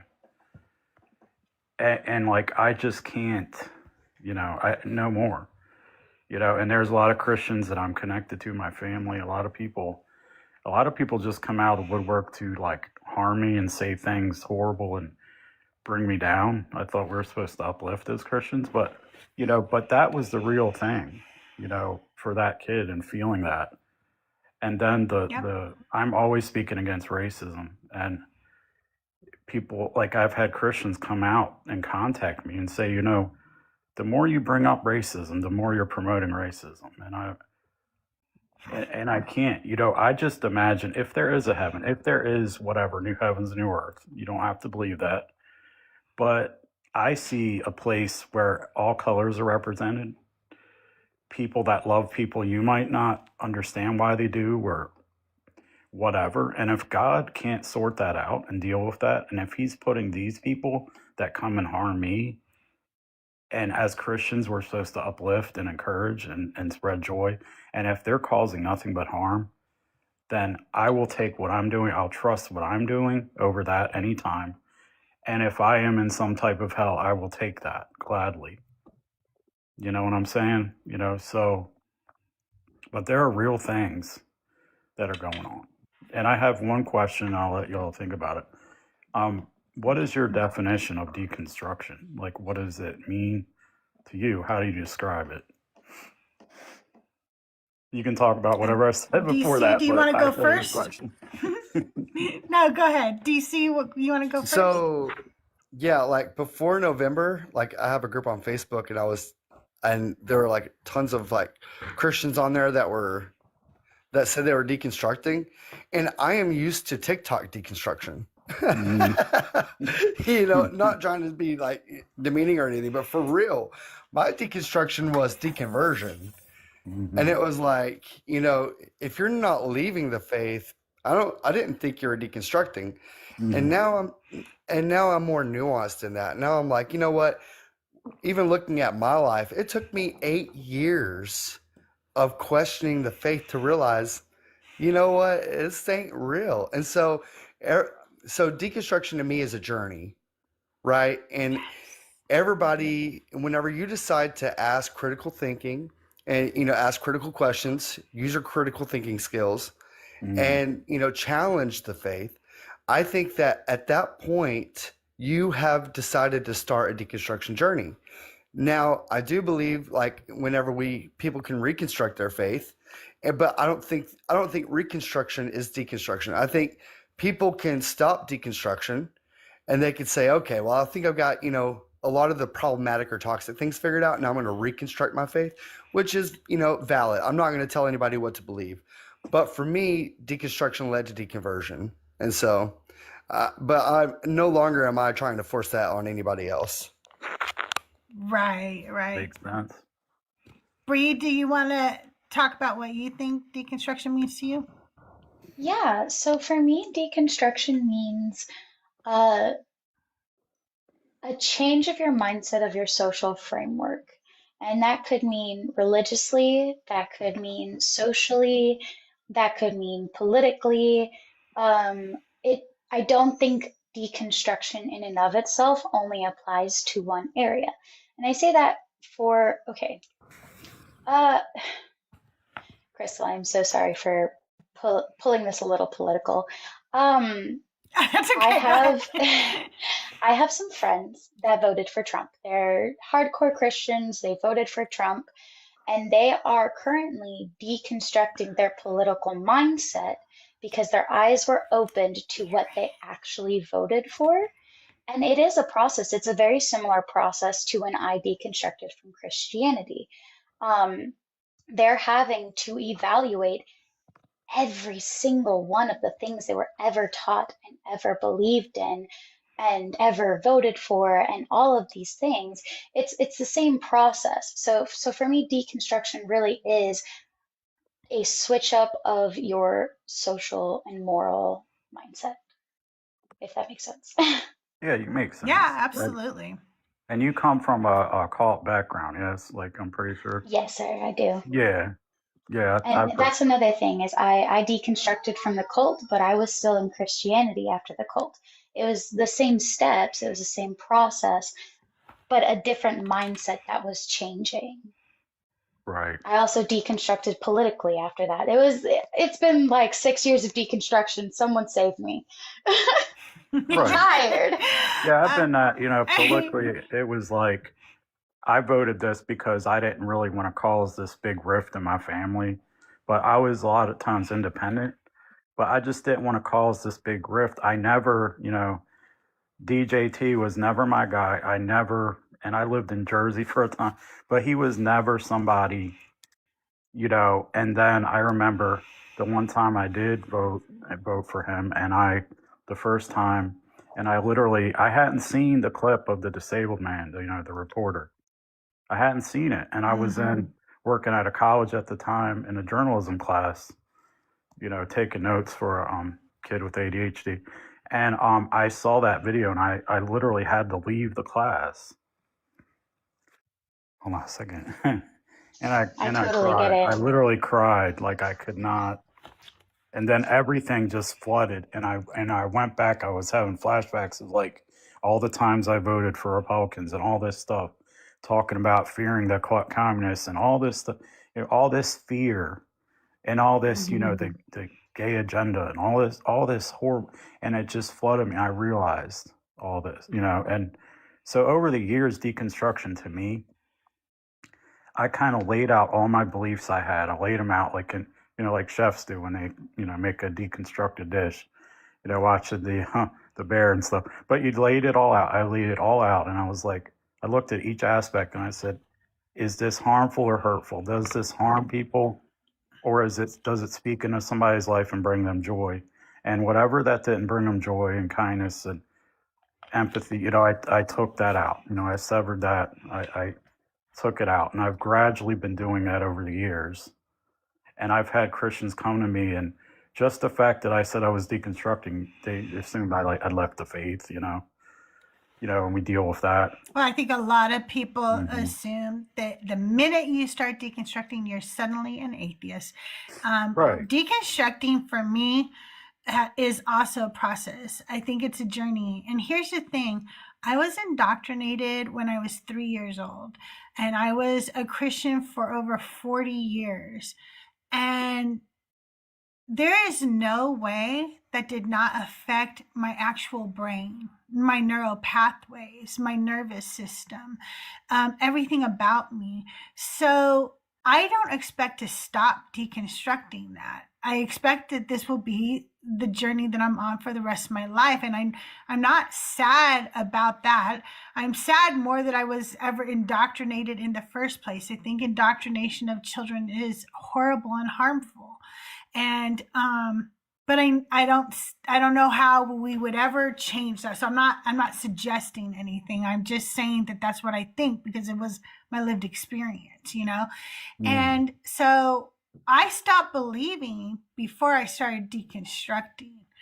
I already stopped believing. I was no longer convinced this God was real, and there was nothing I could do about it. I couldn't suddenly go, oh yeah, now I believe he's real again, because I realized like he was just as fake as every other God that I didn't believe in. It just suddenly dawned on me, wait a minute, like why do I believe in him and I literally don't believe in any of these other gods who have the same attributes, were written about the same time period even. And I couldn't justify it, so I couldn't believe in him anymore. But I didn't start deconstructing until I met this community.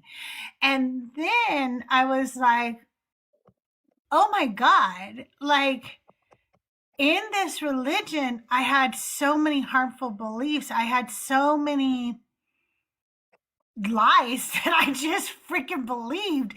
So many. And in deconstructing, it has felt amazing to get to rebuild my knowledge based on facts and truth and things like that. And so that's what deconstruct is going to be the rest of my life. I'm sure I can't tell you how many times that I read the Bible and go, what are you talking about? Like, for instance, just yesterday we were doing a non-believers Bible study, and my whole life as a Christian, I was taught that Jesus was, thank you, Colin. Jesus was beaten beyond recognition on that cross. And I thought that was like New Testament lore. I thought that was New Testament stuff. And it wasn't. It was from Isaiah, which means it was never about Jesus in the first place. So here I thought that Jesus was beaten beyond recognition, and that's not even in the New Testament. Okay, That kind of Crystal. stuff I'm still deconstructing. Crystal, you win the trophy for who broke Bree's brain today. Congrats. What? Right? Well, I thank my daughters what? for getting me, and having daughters and thinking about things, especially political. I was like, I have daughters. I cannot support this. Like, I literally, there is no way. And over the years, I'm kind of a pacifist-ish. I'm kind of, not into that. I've always been kind of, and the AB thing has never been an issue, never been the number one issue. It's just not mentioned in scripture, and it's just not. And I'm not a woman, so I just kind of, and there's exceptions, and it's disgusting if people don't see exceptions, and I don't want to go into all that again. But seeing my daughters and like just listening to them, and it got me more involved in politics. I was spending more attention to it and actually making informed decisions. And like, I cannot do this and have daughter. Like, how can you know what I mean? So it's like that. And I, like you, I've been a Christian over 40 years and was a pastor's kid. So like, I mean, the amount of things that I have seen, right? But I'll give, I have, and I, as the time I tried to be a pastor, and I was, if you've seen, Shiny Happy People, not the one not the one, but the other one, Teen Mania. I was at an event, Battle Cry, and I just saw this. I was like, this is a cult. This is horrible. And the whole thing with willing, martyrdom, can I say it? Wanting to sign up, go up front, be like, if somebody does this, a pew pew, points a pew pew, I'm willing to go and say, never deny my faith. And I told the kids, I got them finally back, back to the church, eventually a youth group. And I was like, you know what? If anybody ever suggests that if somebody points a pew to your head and you have to profess Jesus Christ, never do that. Always lie every time. Never want to do that. Always protect, because the whole Columbine thing where they made up that story that they were going around and saying, are you a Christian? And then on a live, even though they knew this girl, they knew these kids. Yep. So. Yep. So much. Well, it's been lovely talking to you. Did you have any more questions, or did you guys have any more questions for him? I actually came up with a question, if that's okay. Hold on, I wrote it down. About time, Bree. No, I'm joking. Yeah, sorry. I have so many stories. I'm sorry if I talk too long sometimes. Oh, no, you're fine. Hey, you guys, keep tapping the screen. I usually like to be at 100,000 when we end, but we're only at 28,000. I know there's only 17 in you, but more people join when you tap, okay? Also, thank you all for the gifts. Thank you for the shares, 111 shares. That's amazing. And thank you for hanging out with me today. Hello, everybody on YouTube. I don't know how the sound is yet. I'm going to see if I could check in on my iPad now, if it's charged enough. And then if I have a problem with the sound again today, I'll see if it's something to do with the way my Ethernet got put back in. Check over here. 8,000. I know there's only 17 in you, but more. Sorry. Didn't mean to do that to you guys. Hey, Angel, Lord, it's free to think. Wired Sister? Is it Wired Sister?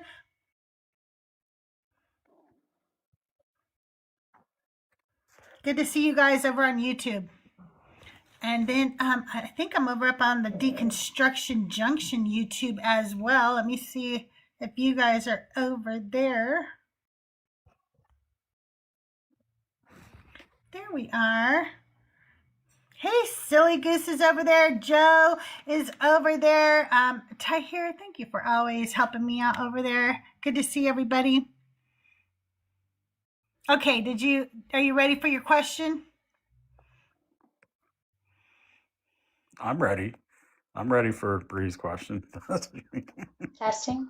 I guess. There we go. Yep, you're there, Bree. I'm kind of scared.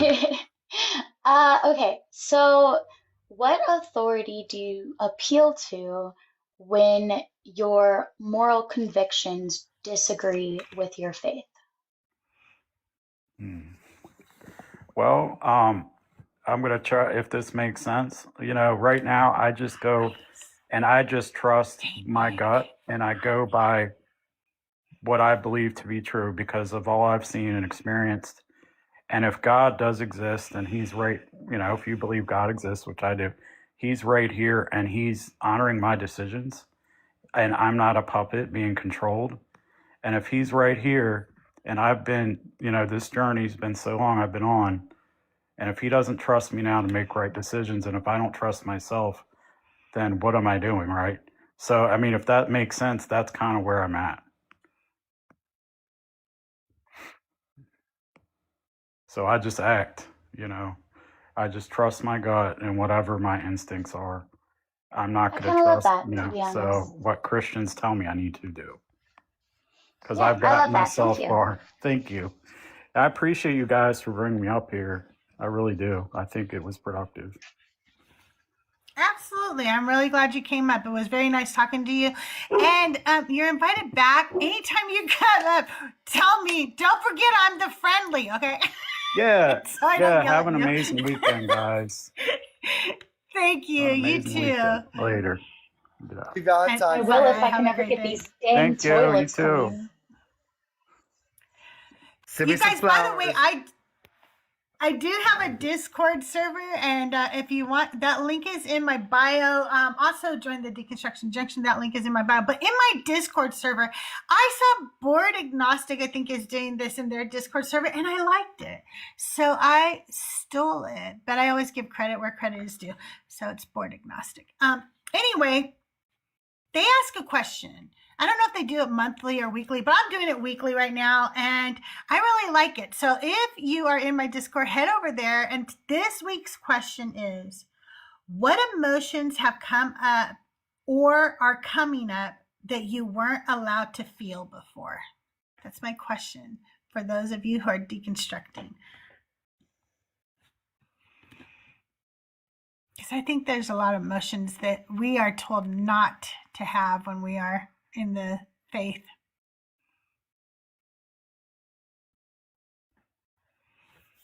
Anger. Yeah, that's a big one, huh? That's exactly what I was going to say was anger. Even though it says be angry and sin not, they really did not want you to be angry or even curious. Yeah, it's true. I feel like they only want what they deem as righteous anger, which isn't righteous anger is only righteous to those who agree with it, right? And so, Right. like, what me, you, and DC may view as a righteous anger, someone else may not. And unfortunately, especially when you're a woman in the church, it's almost always boiled down to you're getting too emotional. Yeah, for sure. For sure. Doubt is another one. You weren't ever allowed to feel doubt. Doubt meant that you didn't trust God. Doubt meant that your faith was waning. And that was the big, because, oh my God, don't lose your faith. Don't want to go to hell. Don't lose your faith. So don't doubt. Don't doubt anything. Mm, Being depressed was really that's bad. It can be depressed because if you were depressed, that meant that you did not appreciate everything God had given you. mm.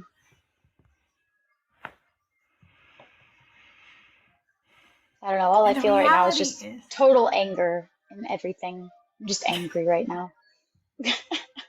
me too. Did you know that that's what my next album is called, Angry Atheist? And so that's why I wrote, Cuntified and Block Me are both going on that album. But I'm writing the song Angry Atheist next because I was like, God, they always come, like sometimes we're just talking and having a really good conversation like this, like we are right now. And people will come in my chat and be like, oh my God, they're so angry. And I'm like, we're not even talking about anything right now. We could talk about cookies and you would call me an angry atheist. And then I thought, but you know what? I am fucking angry. And one of the things that makes me angry is that you're not fucking angry. Why aren't you angry? Yes. Why angry. aren't you angry? Why are you not fucking angry? Ugh. Right. Okay.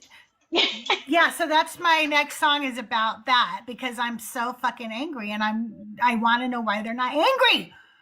Like here's the thing, you know, you guys come up here and say that you have objective morality from the God Most High. Okay, you come up here and tell us that it is not non-believers that are protecting the P3DOs in the Epstein files. It is you believers who say you have objective morals.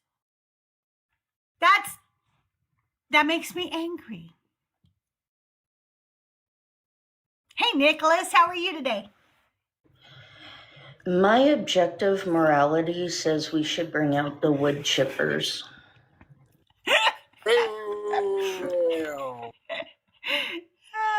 Nicholas. Hashtag make America afraid again. No. Spoken like a true Canadian. Yes. You would not believe how many Canadians got that fire in us that we had about 80 some years ago. We're like ready to harness our rage back from the gooses, and yeah, we're ready. Like, let's go. We got our cans of corn ready too, I'm just saying. Yes. Love how I didn't have to explain that to you. No, you did not. Oh my goodness. Well, today has actually been a pretty decent day. I did talk to no degree required today though, Nicholas. It was going pretty well at first. My condolences. Do you need anything? Foot rub, coffee, 10-week vacation. I feel like I just need a little bit of like sanity from him. That's the only thing that's gonna make me feel better, to be honest. Yeah, for sure. Hey, Mundane, can I get your age for TikTok purposes? Oh, 22. Okay, and are you a believer of the God of the Bible? Amen. In the name of the Father, of the Son, and of the Holy Spirit. Okay, when you join a live, just so you know this, and people are already in mid-conversation, it's always very polite to mute your mic, let them finish their conversation, and then wait for them to introduce you, okay? So sorry, that's bad on my end, my bad. Which topic did you want to discuss today? Oh, probably number 2. Were you on Joel or Mezzo's live last night? No, I don't know who those people are. Okay. So why should women be Christian? Yeah, because it's the only actual way that they can actualize their rights. What do you mean by that? Yeah, so without Christianity, women wouldn't have rights.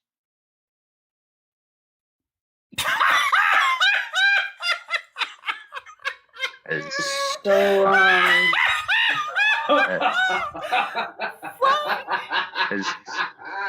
can you hear that laughing in the background? That's my 17-year-old laughing at you right now. Hey, Nicholas, I gotta say, your profile doesn't match your voice. Pipe down.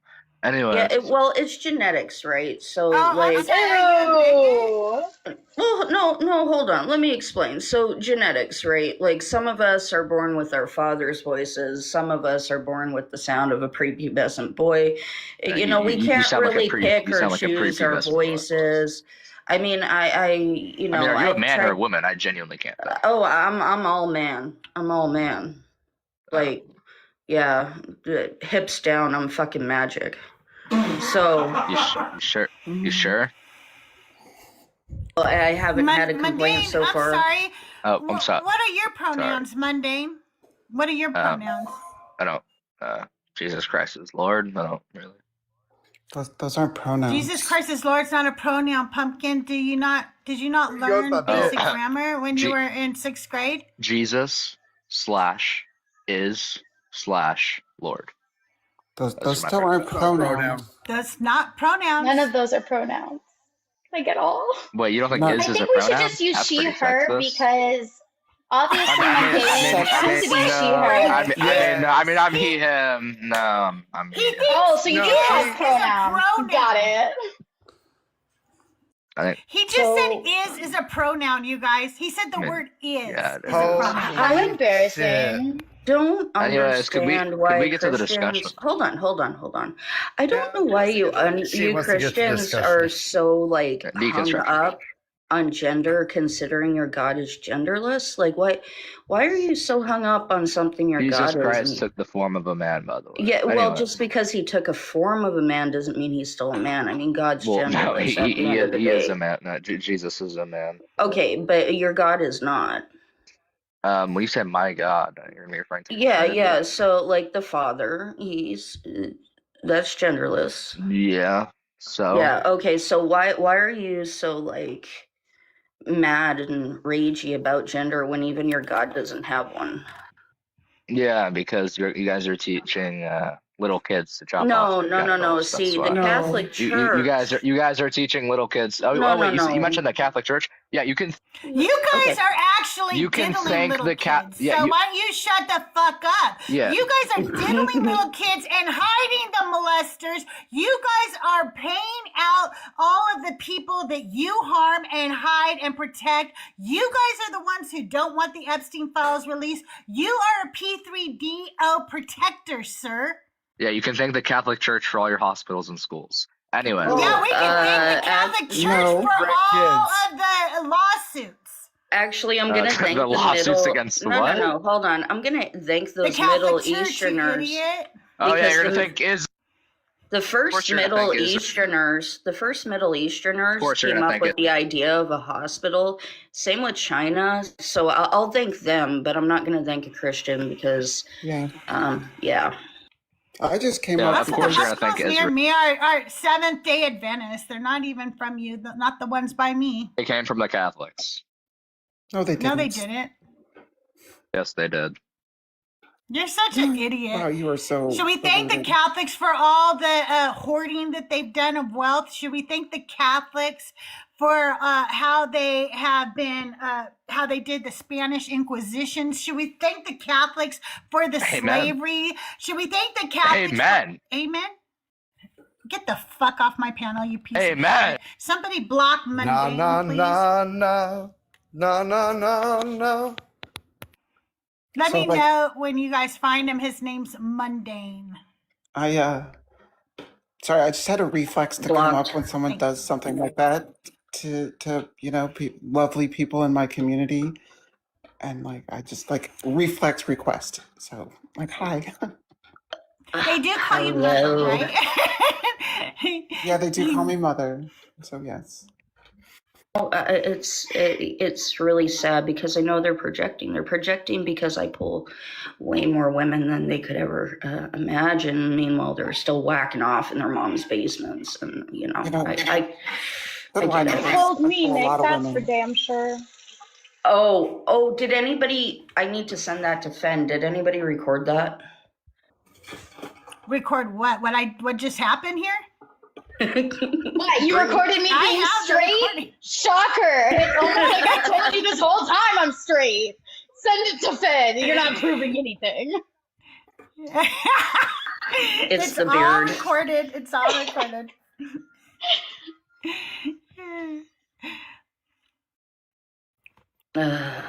You guys in chat are cracking me up, okay? The comments in chat are funny. Bucket pool was a sin. That's beautiful. You got to thank Christians for playing pool.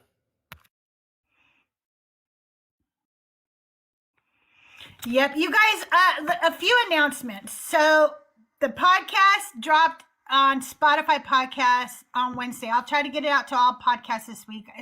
I have a lot to do, okay? I'm sorry. So I'll try to get it. It's called Auntie Sermons, Auntie.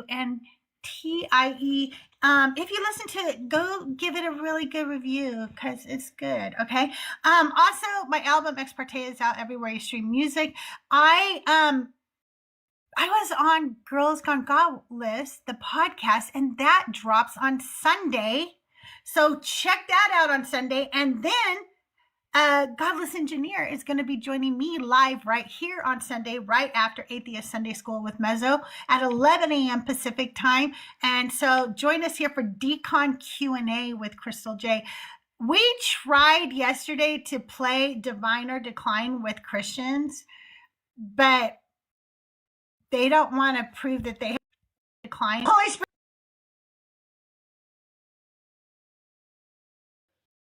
So, how is Kate today? Kate's pretty good. Good, good. Chilling at home. So I put this background up, Nick, and I thought if people had the Holy Spirit, they could come up and then we could play Divine or Decline with us. Because if you have the Holy Spirit, you should be able to tell which one's from the Bible, right?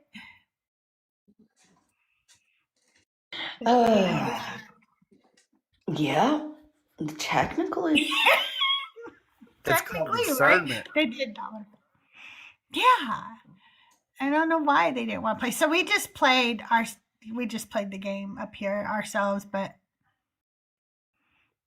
do I vote for Christians? Do I have a choice in a Christian country? Do people think before they ask questions? No, they don't. I don't vote based on somebody's religion, Pumpkin, but no, I don't often have a choice because I'm in a two candidate, type of government system.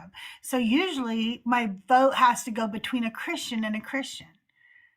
And I wouldn't vote for somebody just because they're not a Christian, because that doesn't tell me anything about what they will or will not do for people. I vote for people who will help people.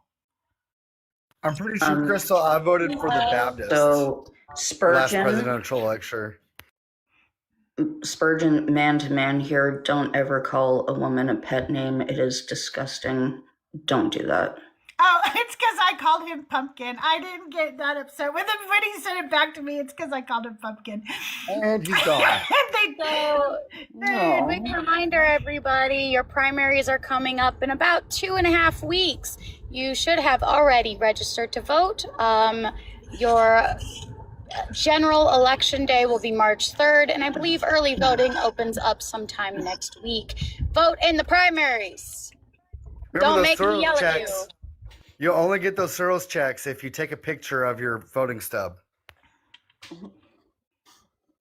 Oh, okay. Okay. And if you don't vote, I'm gonna start coming down harder on y'all than I have been. Yeah. I think, Vote. Granted, this is just the primaries, so, Nick, I would just wait till like November to come down hard on them. oh, But I'm gonna come down hard on both ways. but that being said, the primaries are the best time to try and dismantle this two-party system. The primaries is when you vote your conscience. The primaries is when you vote third party. Because at the end of the day, we can't change the system unless we're voting in every single election. Vote March 3rd. Thank you. That is my rant for today. That means in your city and your county too. And if you don't know shit about what's Vote going down on in your the city or county, ballot. go Learn fucking something. look. Vote all the way Also- down the ballot. I think March 28th, I think that's going to be No Kings Rally. I think that's going to be the next No Kings Rally. I think so too. Ooh. You guys go play my song out there. Go Look, blast it. I haven't missed an election, local, primary, federal, since I turned 18. And I'm Beautiful. 52, so how many is that? That's a lot. I don't think I missed an election either. I think I missed one, and I lied and said I didn't because that's how bad I felt that I missed that election. And I was a Christian though, because Christians lie. Okay, it's part of their job. They have to. So I never realized how much we lied as Christians. I lied to myself. I lied to others. Was when I told someone I would pray for them, and I forgot. Oh my God! You know how many times Christians lie about that? Come on now! They always say, "I'll pray for you," and then they don't. They always say that. The biggest lie I ever told as a Christian was that I was praying before meals. I didn't pray one day. Oh my gosh! Not a chance. That's so funny. Oh, I don't know. I told a lot. Sorry, Crystal. No, go ahead. No, like that praying for a meal thing. Like, so you ever go out to lunch with a colleague, and then like food comes, and then they pray right before you eat. Yeah. Oh, that always that doesn't make me mad, right? Like they can do that, but it's just like, okay. That question actually came up on DC's Deconstruction Facebook page, and I said, I kind of just sit there and stare at my food until the inconvenience is over. Yeah. I just start eating. I'm like, fuck you. I'm hungry. No, Actually, I guess I've always done that. I think I sit and wait because now I'm trying to assess how I talk to this person. That's how much I don't trust Christians. Does anybody do these lightly probing questions when you're meeting someone new? Where you're just like, yeah, that Kamala Harris girl is kind of cool, isn't she? Side eye. Exactly. Yeah, I always did the thing where I didn't wait to eat for prayer because I guess there's stories from when I was little and poor. We were poor as fuck, okay, when I was little. And they would give us something to eat or whatever, and they would all bow their heads to pray, and they got done praying, and I would say, more please, because I had already eaten everything while they were praying. Y'all pray too long. My food was gone already. Shorten them damn prayers up. My daddy's a Baptist preacher, okay? If I waited till he was done praying, I would never eat. At least the Catholic, like pre-meal prayer is pretty short, a couple sentences, My family, prior to my aunt passing away, we didn't do a prayer before dinner. Mom, what was that song Auntie Fee used to sing? And it was actually really pretty. It was a prayer, but it was sung. And I'm going to have to get a hold of my grandma. But we stopped doing that after she passed away. It kind of makes me sad. In a more like nostalgic way, Yeah, for sure. I totally get that. When my best friend was Catholic and I was Methodist, so we were basically the little odd couple of Christians hanging out together. And my mom didn't care. Methodists are lukewarm Christians. They're all going to hell. You guys need to know this, okay? And so my mom didn't care that I hung out with a little Catholic girl, but her mom cared that she hung out with a little Methodist girl. And we would get invited over to each other's house for dinner or what have you. And then one night I got invited to her house. Well, not one night. Many times I ate at her house. So I would always hear the Catholic prayers. And at that age, I had them memorized because, like if you hear them all the time, you're going to memorize them. So I would just say their prayers with them. But just one time, my little Methodist brain just said, Hail Mary, full of grace, bless these freckles on my face. And me and my friends started laughing, and her mom got so mad, and my mom had to have a little talk with me when I got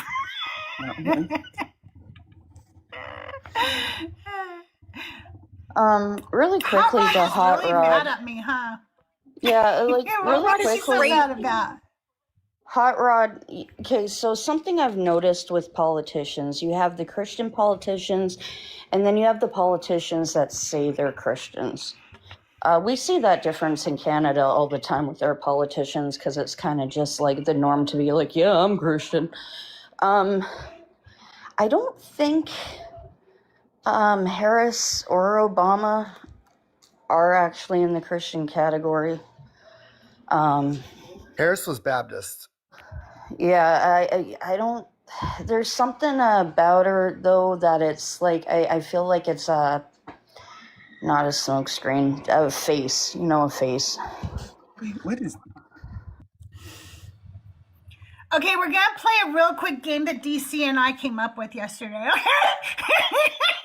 So I'm gonna show you a piece of artwork by an atheist and then by a Christian. Okay, and we're gonna rate them. Okay, so this is by you can't see it all. Wait, this is by an atheist. See, it's like a little brass apple. Yeah. That's by atheist. Everybody, from 1 to 10, rate the atheist piece of art at your leisure. Everybody, you could just tell us. You guys on the panel could just tell me what you think. What is it again? I just see Move to the side again, It real looks quick. like a little brass apple. Oh my gosh, that is amazing, actually. I know the leaf details. I think it's are kind of beautiful. pretty. Yeah. Yeah. What do you guys think? In the chat, drop your numbers. Give it a rating from 1 to 10. 10 being the best, obviously. And up here, I'm giving it a everybody. What do you guys? 7 for DC. Bree, what do you think? Nicholas, Kate, what do you guys think? I was gonna go about 7.5, 8. Okay, I'll give it a 6. 6. All right. And DC said 7. Bree, what do you think? I'm not gonna lie. I saw my friend at my kid's preschool. I don't know what we're voting on, but We're just talking about what this is a piece of art by an atheist artist, and we're just rating it 1 to 10. I mean, I think it's kind of ugly. So like 3. Okay. Shut the non-believer. Yeah, but what about not just aesthetics but technique? Because I rated mine Here's a more on technique. Christian one. And it's blurry. Of course it is. Well, They copied the same gotta get piece. out of the way. I mean that That tracks. tracks. That Yeah. totally tracks. Except for they didn't probably the back half is missing.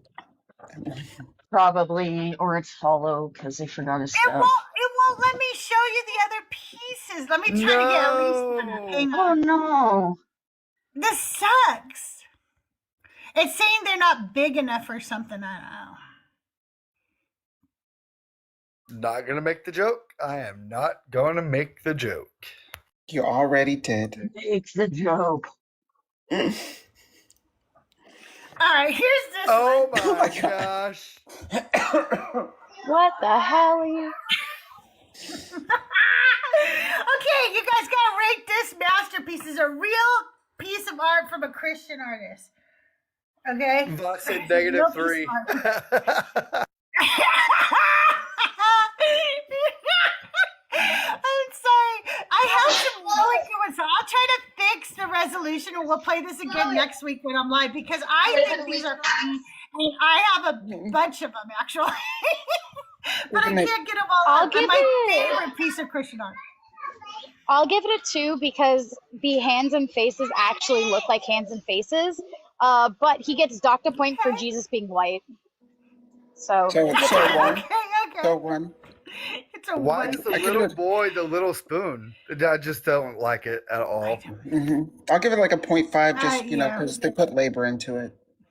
Just a little Okay. credit. Okay. All right. I think They I colored agree with inside the 0.5. lines. Let me see if I can Yeah, pull it another could one be up. better. Jesus is pulling a Catholic priest over here. Okay.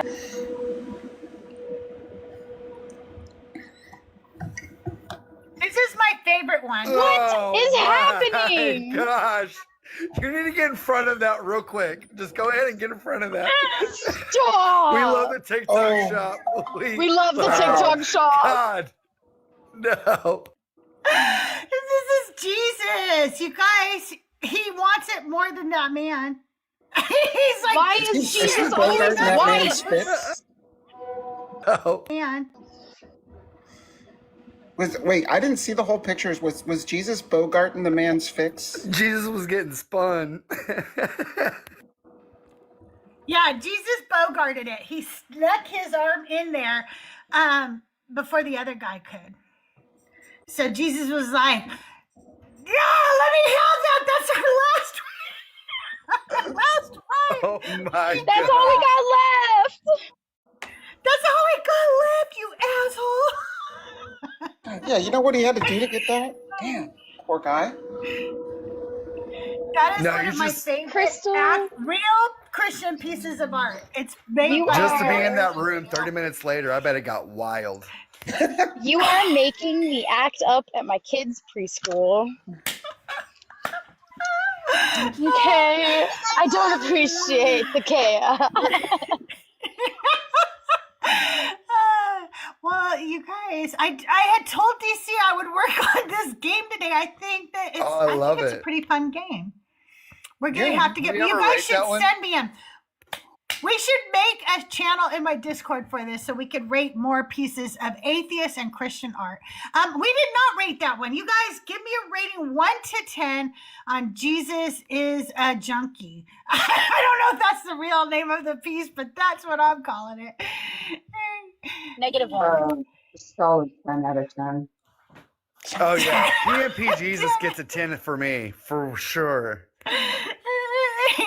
It is like just my favorite piece of Christian art. I don't need a Kincaid. I don't need a Kincaid. You don't need a I got that. Kincaid. The hands looked funky, the faces looked funky, and Jesus was blonde. You don't get any points for this. Jesus, take this shot. Take it from my arm, 'cause I don't want to get high no more. Yeah. Oh my god.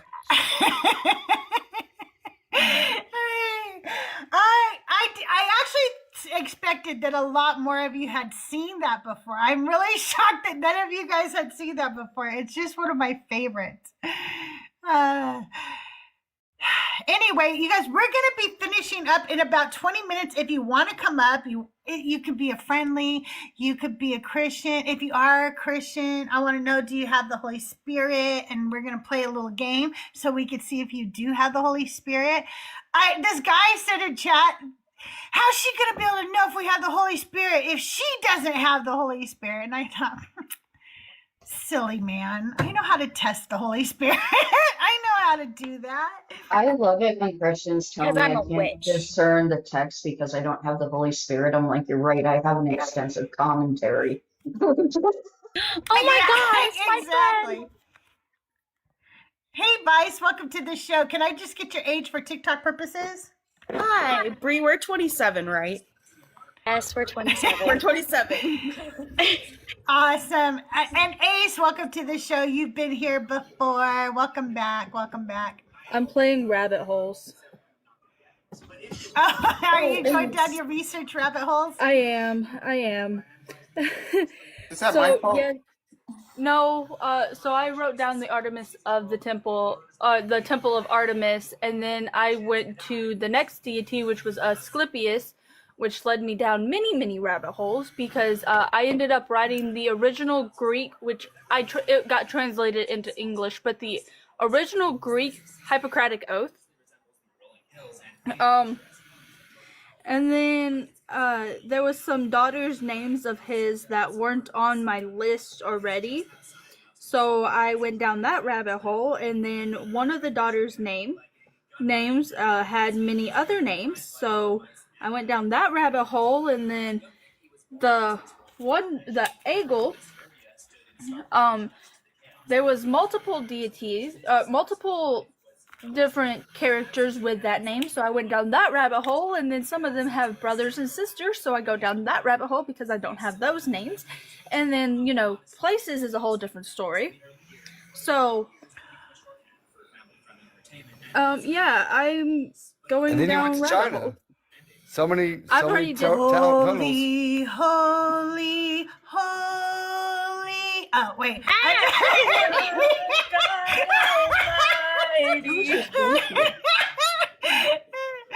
damn it, I'm back in the cold.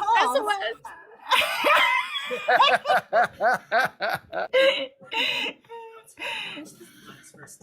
So yeah, that's currently what I'm working on because I'm doing a week on, week off, so that way I don't get burnt out on one topic.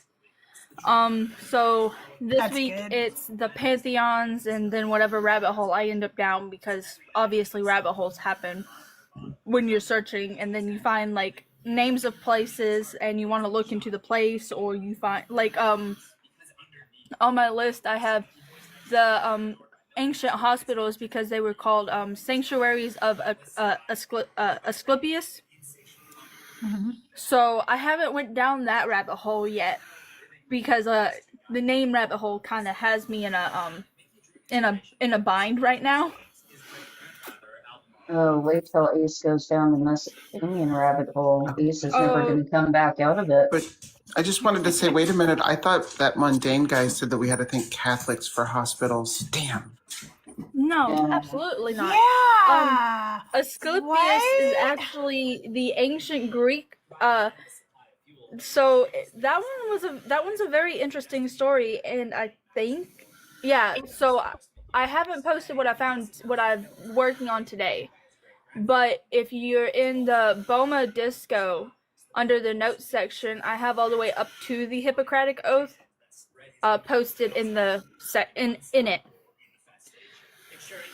Oh yeah, I saw some of that. Yes. So I gotta touch back on the Chinese and the Egyptian pantheon much later, once I farther down my research line, because I have those sectioned off and I don't want to do it again. Are you looking for like medical history, like the history of medicine? No. Oh, okay. Okay, you're just talking about hospitals and stuff. I was gonna say, because I could send you, well, it would have to be screenshots of all of my notes from when I was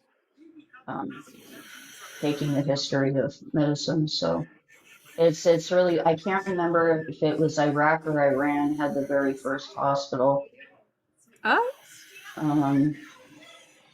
Yeah, it's just really cool.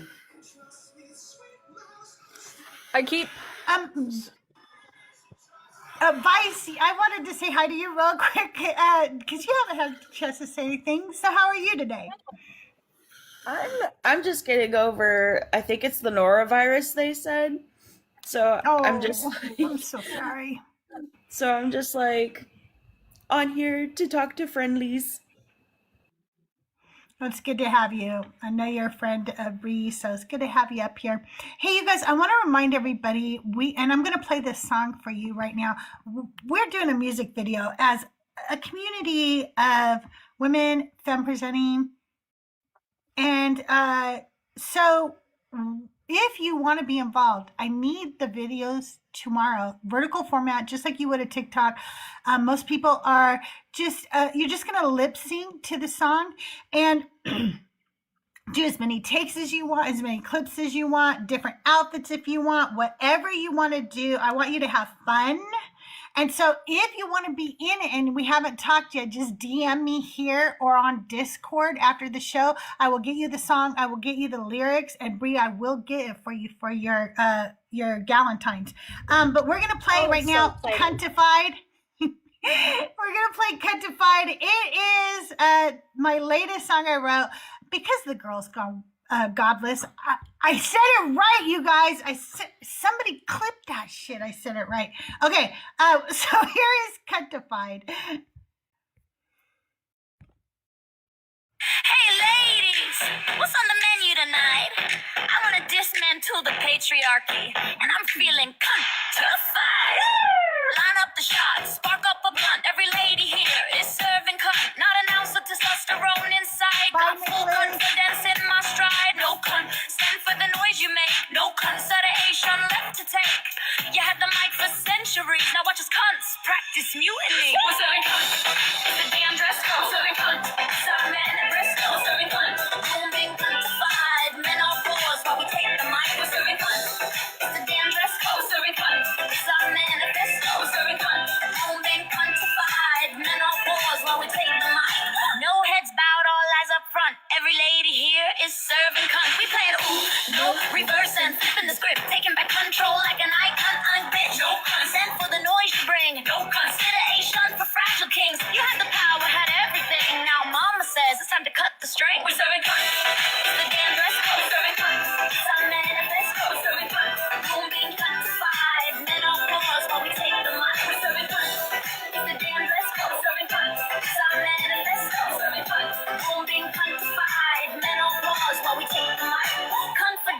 no safety net. You look confused, you won't forget. We won't tolerate your disrespect. You're about to concede, little man, bet.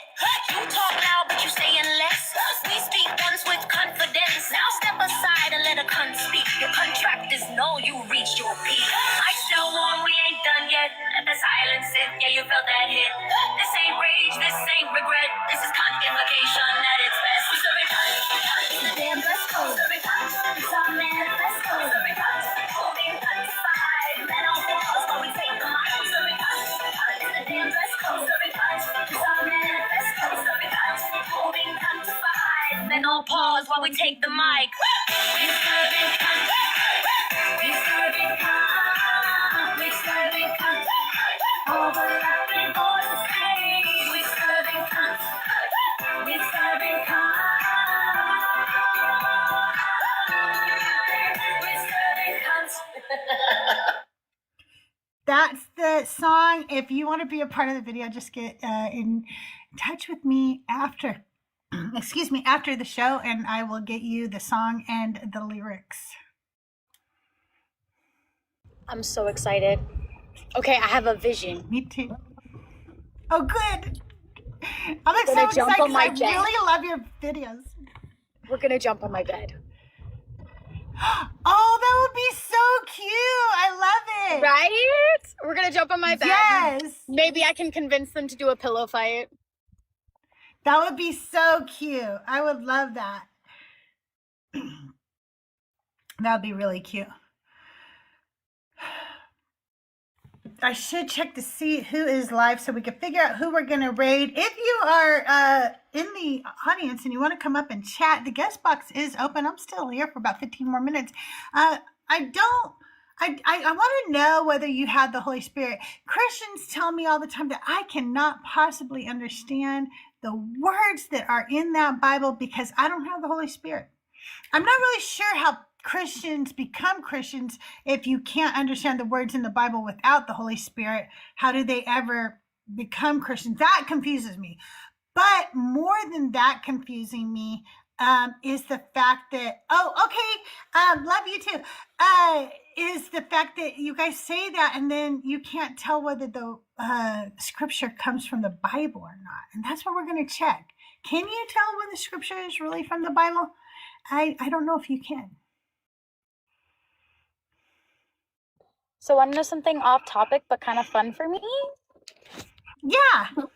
Okay. I started oh shoot, hold on. Testing? Okay, there we go. So I'm in ballet. And I started going on point the past couple weeks. I got my first point blister. I feel like I'm finally a dancer. That's really cool. That's like when you get your calluses when you're learning how to play guitar. Yes, That's really cool. Exactly. I'm so excited. It's like a badge of honor. Yeah. And we did me and my partner did our first combination on point last night. All the way through. It was about 35-second combinations. It's the longest I've ever danced on point continuously. That's really cool. That is really cool. Congratulations. Thanks, Bill. You guys, I think we're going to go raid Joel. I'm going to go ahead and end it because I'm really, really hungry and I really have to go to the bathroom. And so we're going to go ahead and end today. I will be here Sunday at 11 a.m. Pacific time with a Godless Engineer. So check that out. And don't forget also Girls Gone Godless podcast that I am on. The episode drops on Sunday as well. Check out, make sure you follow everybody who's up here. Okay. Follow all of these people. And then let's go raid Joel and say Crystal's better than Joel because we know it's true. I